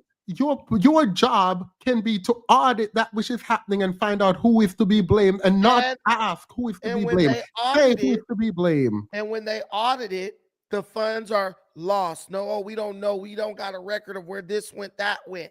And then the school blamed the Department of Education. The Department of Education blames the school, but nobody can produce the receipts. So what Donald Trump is doing, he is making a direct line. Wait, We're you gonna give you don't this- see how that's the problem? If It's not a someone- problem. Let me tell you. You ask me the ask you a Department of Education. Wait, if you ask let's play this out. Hey, Department of Education, did you give this money to them? You said yes. Can you account for it? No. Okay, someone's getting fired. Whatever. But if they can provide the receipt, you go to the school, and the school says, "Wait, I need the money." If they don't have the money, then we have a problem there, right? Like, it's not a matter of he said, she said. When it comes to money being allocated, you should be able to find that. And I will agree with the congressional Republicans on this very specific thing. You should be able to account for every cent. And if you can't, that is a problem. This is not to say that you dismantle the Department of Education without auditing properly. Okay, let me clarify something real quick. Mhm. Factcheck.org. Social posts distort the facts about Trump charities stealing money from cancer charity. That was totally false. It wasn't about charity. That's the people who are talking about charity online are disgusting, degenerate, and useless. This was not about charity. This Okay. was about a bill to remove funding for research that was blocked. Oh, it was blocked. A funding bill for research. Yeah. You said that money was taken from cancer patients. No, he wanted to not cancer patient. No, you for did say research. cancer patients. Go back and watch. I said All right. research. It is I about feel like research. Midlife Bro Logic. Did you hear patients or research? Oh my God. I feel like I heard patients. I could be wrong. But I feel like I heard patients. But okay, go ahead. It was about childhood cancer research. Okay, all right. Well, Trump. Well, he didn't hurt no cancer patient specifically. So, I mean, he didn't. So yeah. right. Yeah. So there we go. I like that you admitted that. You get. You know, they say iron sharpens iron. I like the fact that the conservative Republic comes up and forces you to have a little bit more honesty in your. I have okay. It's okay. Don't worry. God is still working with you. He sent me. He sent me for a reason. Yeah, period. Sorry, midlife. You wanted to move, but Brandon thought I was running, so I had to go back to show I wasn't running. You said we needed to talk about what now before we leave? I think this has been sufficient. All right, good. Because I'm tired. I mean, it's pushing 3.5 hours. Are you not entertained? I hope that's enough. Maybe closing statements. They don't drag me. You made a They're lot not of money, entertained. man. You made some bread, dude. If nothing else, 67 super chats. My boy clocking shit. I mean, you're welcome. Made this thing exciting. You haven't seen my live streams if you think this is a lot of money being made. all I'm saying is you got contributions. To me, it was a success. I wish we could have got through more of the topics because you clearly lost on Ukraine. No, I didn't. You got destroyed on Ukraine. We did not. Absolutely. Nope, I did not. Your whole argument on Ukraine was Russia's the aggressor. Right, and it was wrong. Russia's the bad guy. We have to keep giving them arms until they're all gone. You're like Lindsey Graham. They're going to fight till the last man. How many people have to die to satiate your bloodlust, sir? I am okay with y'all living in delusion. Love talking over me, Themis. Thank you. I'm okay with y'all living in delusion. What else? Well, let me look at the email here. I mean, the question is, are we going to do a repeat? Should I moderate something between you two? Or is this just like a hit and quit kind of situation, Themis? Definitely a hit and quit. Y'all stress me out. Okay. Well, I had fun time. It was a great one night stand. Thanks anyways, Themis. Can you at least give me some subs, Themis? I actually lost subs. Can I talk about my channel? Can you drop my link? Even hate watchers I love. I mean, you can drop your link, but I doubt any of my subscribers will come. I mean, don't you know how this YouTube game works? Nope, I do not. Oh, okay. Well then, thanks link. For having me, Themis. I had a great time. I had a great time. I guess I'll see you. Peace. Hey, man. All I need you to do is tell all your subscribers to go subscribe to my channel. I mean, it's always best if you get both sides of the argument. Everyone go subscribe to Brandon's channel. Everyone go subscribe to Midlife Bro Logic channel. No, he didn't want to stay. Oh, he stayed. Okay. Listen, all I need you to do, tell him to do that. Look. I'm going to put my link to my channel in the private chat. If you could put that out there so they could come over there and get some of that good conservative reasoning. And you know, I mean, they need to know how to push back against Themis, dude. Themis is in here. Themis then started a cult, bro. If you know anything about Themis and Thoth, because I know not you with a "Make American Great Again" hat on, talking about a cult. Thank you. Come on, man. You think I didn't know about that, huh? You thought I didn't know about that, huh? You thought I didn't know about that. Period. Let them know, Brandon. Let them. No, listen, bro. I'm smarter than the average bear. Oh, wait. Don't. Let me not call myself a bear. I live in a gay community, so I know what that means.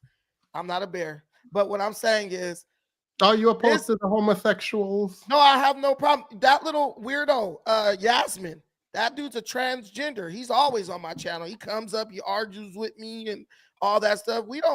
I don't care if you're gay. It doesn't I live in a gay neighborhood. Like, my neighborhood's gay. My neighbors are just kissing and hugging each other all the time. Hey, Brandon, and whatever. But that's all good. I don't care. What I'm telling you is, this guy got y'all in some like Greek mythology code over here, and he thought I didn't know about that.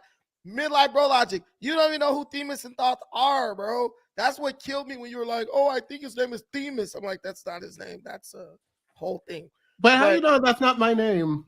That ain't your name, bro. For a fact. Not my name. I know that. No black person names their son Themis. Most black people don't even know what that is. Do you know why I'm called Themis? Because are you a lawyer? Yeah. Yeah, because they're like the god and goddess of law, right? Like, yeah. Yeah. Dude, I used to read Greek mythology in 7th grade. Like, everything I could get my hands on in middle school, I just loved it because it's engulfing, you know. And there was a class I hated, and my teacher was like, "Hey, you could just read books, and I'll make sure you get an A." I was like, "Cool," just sat there reading books. It's all good, man. But yeah, so guys, I think you guys should donate to the Heritage Foundation. I think you guys should support Donald Trump. I think you guys should support Title IX, Title 12. Wait. Before you do, let me do this so you can make your announcement. Go ahead. Listen, man, conservatism is the way. And I'm not going to say that conservatism is the way on its own, but we need to bring some balance back to this country if we're going to move forward. Because I have no problem with what people want to do. But there's people who I feel are overreaching their boundaries when it comes to imposing what they think on other people. Everyone has the freedom to do what they want to do, think what they want to think. But when you start trying to indoctrinate people, especially young children, and basically make people feel like they're bad people because they don't agree with every single thing you think, no, me and Themis we don't agree on everything, but we can still have a conversation and we can concede when the other person is right. That's the way America should be. And in too many spaces, people are being canceled and censored, not because they're bad, but just because they dare have a difference of opinion. And that is fundamentally destructive and wrong. So more power to you guys.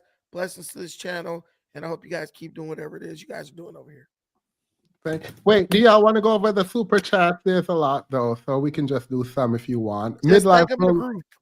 I thought it wasn't a lot. Make up your mind. It's 67, bro. They're small, but they're still 67. Listen, Trump is not your enemy. Don't look a gift horse in the mouth. If you want to learn the latest about politics, all right, and trending topics, subscribe to. You're just going to talk over me. What is this? He was giving us some of that good hillbilly. No. Why are you talking over me, Demas? What is don't this? Give a this is a black community. See how you discriminating. You're discriminating right now. It's typical. I'm used to it.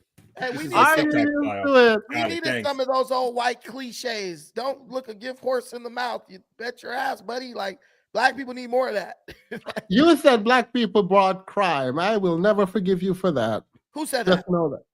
Midlife bro logic. We didn't bring crime, but we sure as hell perpetuated the hell out of it.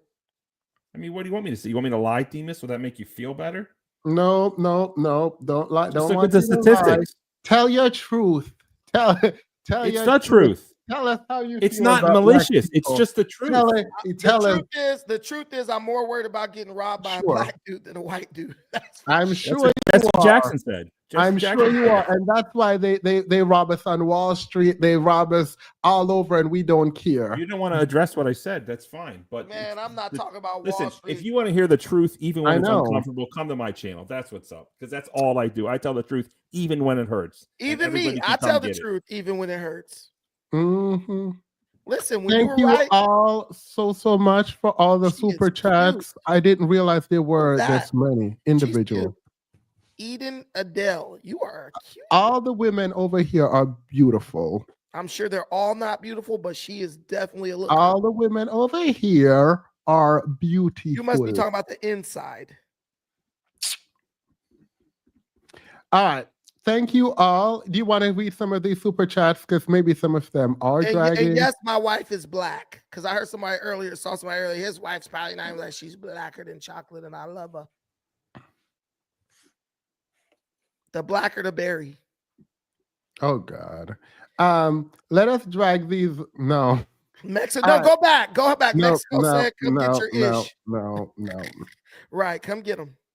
All right. So I appreciate you all. I will. This was a diabolical comment. Go back to that. That was disrespectful. Wait, which one? I didn't read it. Which one? The Department of Education is corrupt because black boys can't read. Black girls are doing just fine. They're not. They're also suffering. Why would you make it about? She literally attacked black boys. Like, she basically dismissed, like, I don't care about black boys because black girls are doing well. Well, guess what? This is how I met him on TikTok. That's what his whole spiel was. That's wrong. The queens are winning and everyone else is failing. Why? I have a black daughter. And guess what? Your black girl who's doing so great, what happens when she gets pregnant by that black boy who can't even read? Like, we're all in it together. Ain't no the separation is not even real. Go ahead. I'm sorry. I guess he don't want none of that, Brandon. He got nothing to say. No, it's the truth. Cat got his tongue. My daughter's she has a 4.3 GPA. Guess what? She has a boyfriend. Bro is black. Thank God he's smart. Thank goodness. I was so grateful of that. I couldn't even be mad. But it's like, what if she would have got the guy who's reading at like a second grade level? You know, and it's happening. You know. Wait, why are y'all anti-abortion again? I didn't say what I was for the record. I don't believe in abortion. My mama didn't abort me, and I don't want nobody aborting their kid because black people, we have a disproportionate amount of abortions. It's not okay. We aborted our whole population. And let me tell you this. I want to make this argument real quick. You live in a country that is ruled by democracy. Democracy basically is majority rule. You call your numbers, right? You delete millions of your children, and then you complain because the country doesn't serve you. Well, you're not even giving yourself a chance when you're not bolstering your numbers through reproduction. That's why Hispanics, they're more catered to you in America now, when you used to be the majority over them. They had their children. We aborted ours. Abortion is a losing strategy for the black community.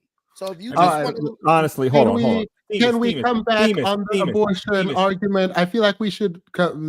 I feel like we didn't debate abortion, and I want to debate abortion. I just want to debate, but okay. Not now, but what did you say midlife? You were saying? I mean, is that a serious question? What? Why are you against abortion? I mean, is that a serious question? Because you're killing people. It's like these truths we know are self-evident, bro.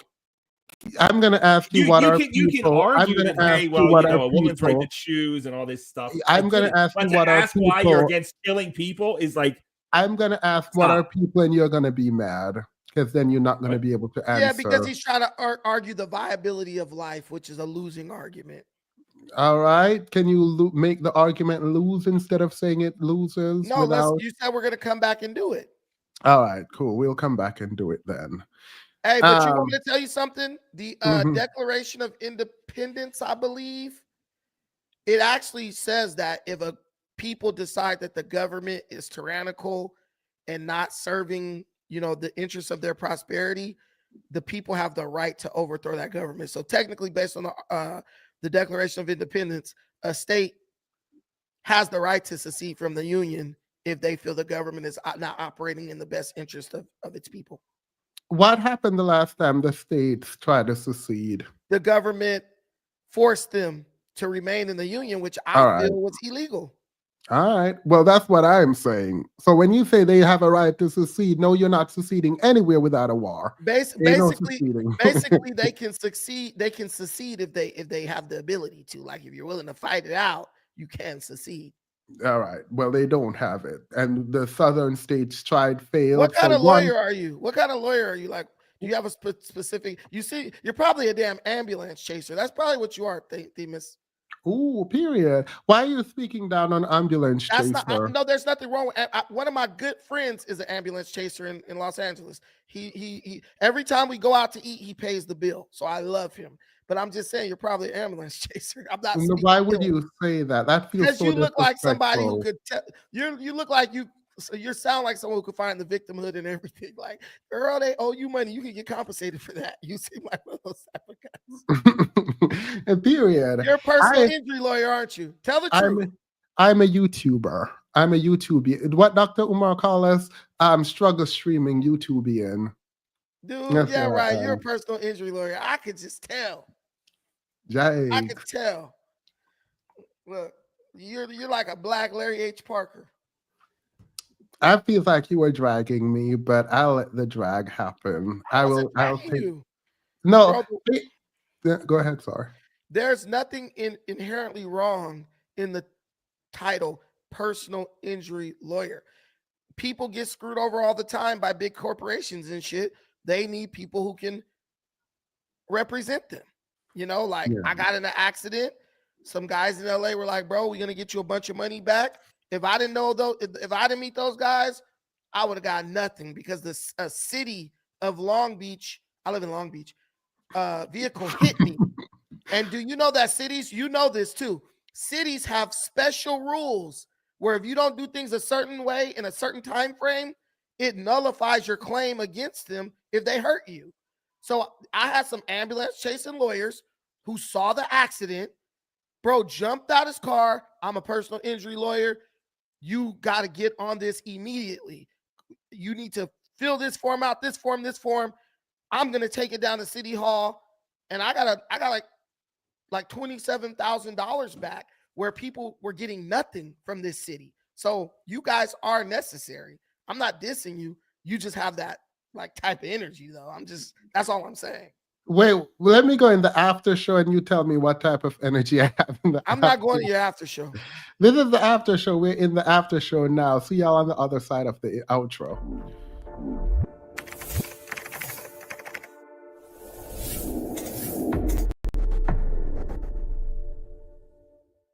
Here are the channels for anyone who wants to join. This is Midlife.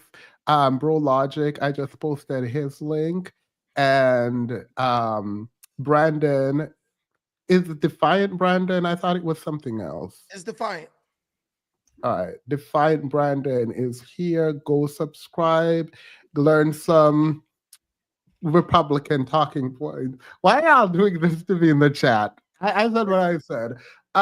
Wait, what energy you said I have now before we go? No, I'm just saying you have this energy like you look like you represent people who are like on the wrong side of the situations, personal injury, Period. defense attorney. Like, the person don't who need him got to hurt, Go the ahead. person who got hurt is on the wrong side. No, they're on the right side, but they're just on the wrong side of the luck, right? They're on the wrong side of the money. Oh, so you mean I protect victims? You think I look like the victim protector? Yeah, you look like a defense attorney. Like Pookie shoots up a mall and you find a way to justify it. Well, he wasn't technically shooting at Are me. you calling black men pookies? No, black men are black men. Pookie are criminals of any race or color. Gotcha. And you don't think they deserve representation? Yeah, everyone is innocent until proven guilty. All right, so let me do my job in defending Pookie, Isha. Well, listen, I commend you because I couldn't do it. I appreciate. Look, man. I appreciate that. Thank you, and you're welcome for my service. No, I have a lawyer.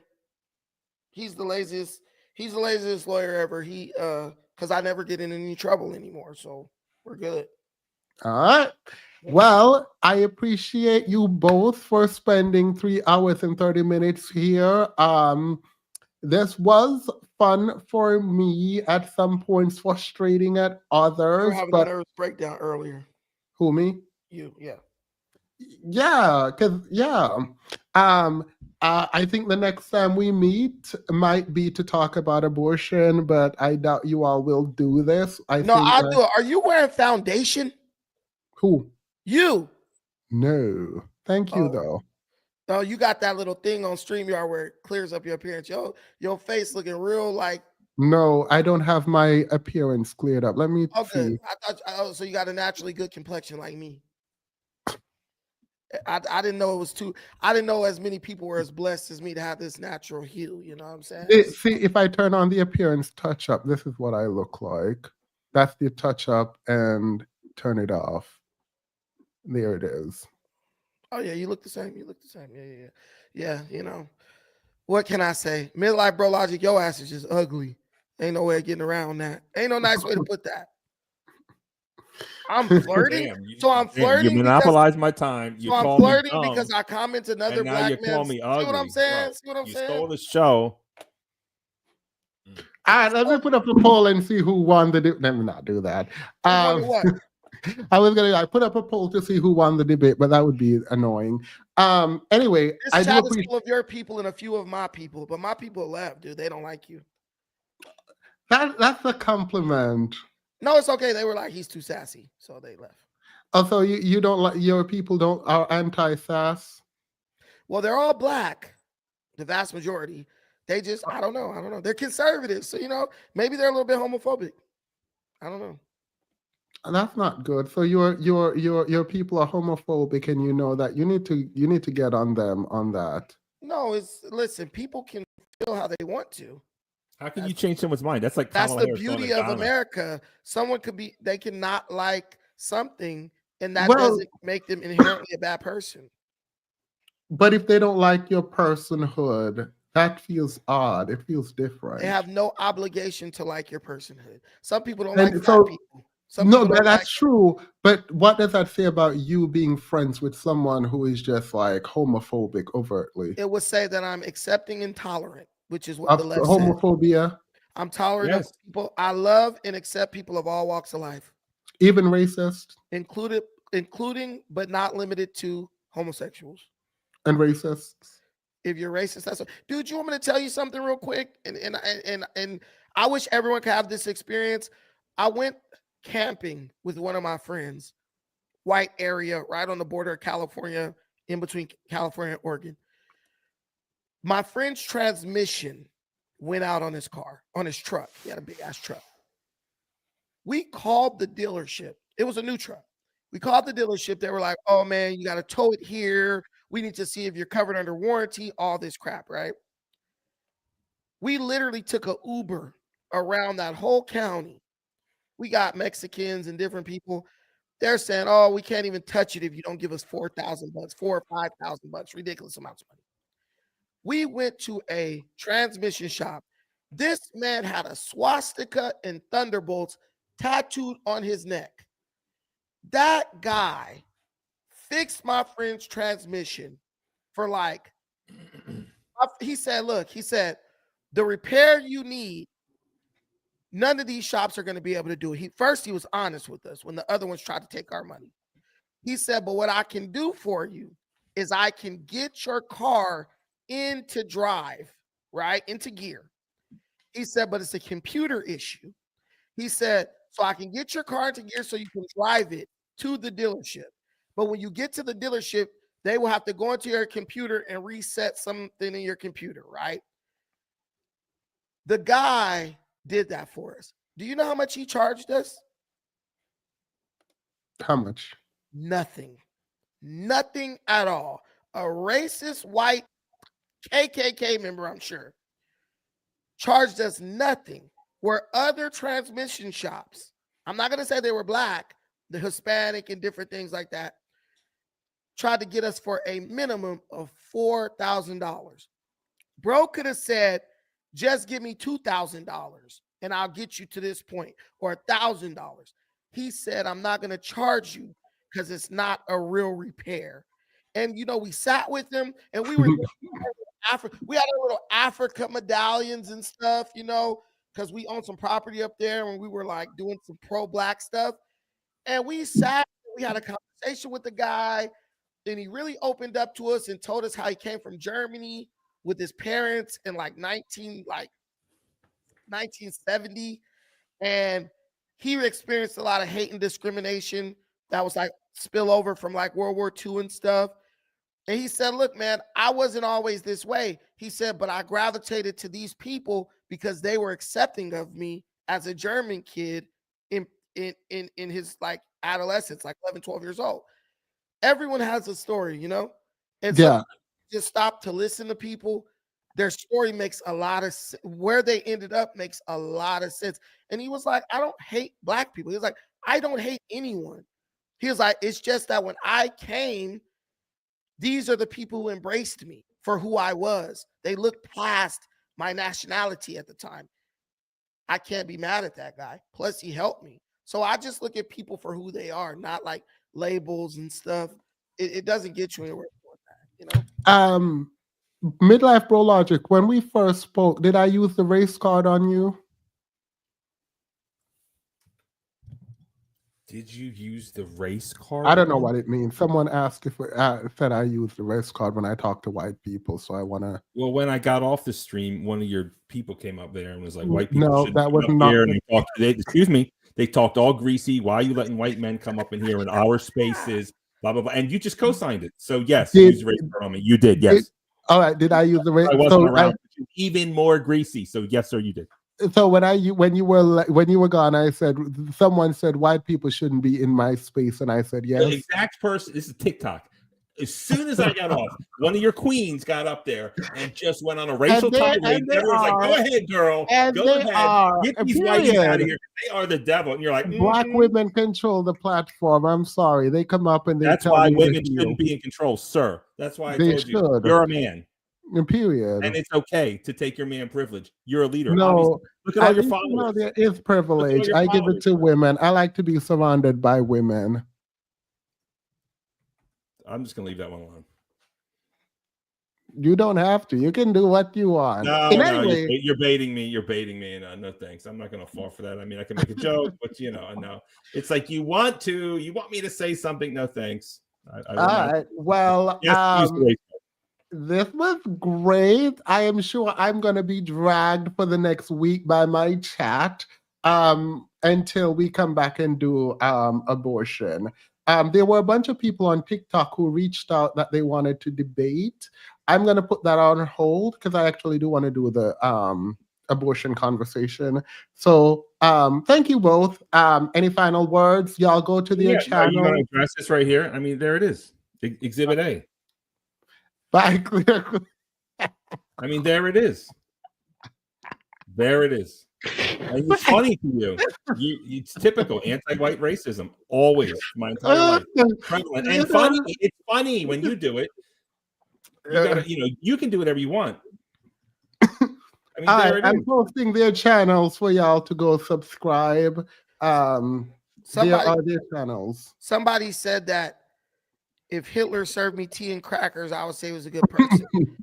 But in the Olympics where Jesse Owens won the gold medal, I mean, he looked, Hitler waved, saluted him with a Nazi salute. Jesse Owens bowed, thanked him, and kept it moving. I mean, it's a such thing as being cordial, right? That means you don't have to accept or condone what someone does, but you can still be respectful. And that's what I like to do. I like to keep it on a median on a level of respect with people. A lot of times I feel in the African American community, there's this notion that because you don't agree with somebody's way of life, that gives you license to disrespect them. And that's not okay. And people show a lot of immaturity when they speak against having respect for people. Like, we need to instill values in Black people. Have respect for racists. Have respect for everyone. Even if you don't agree with them. It doesn't matter. If someone's a racist, that doesn't mean you have a right to disrespect them.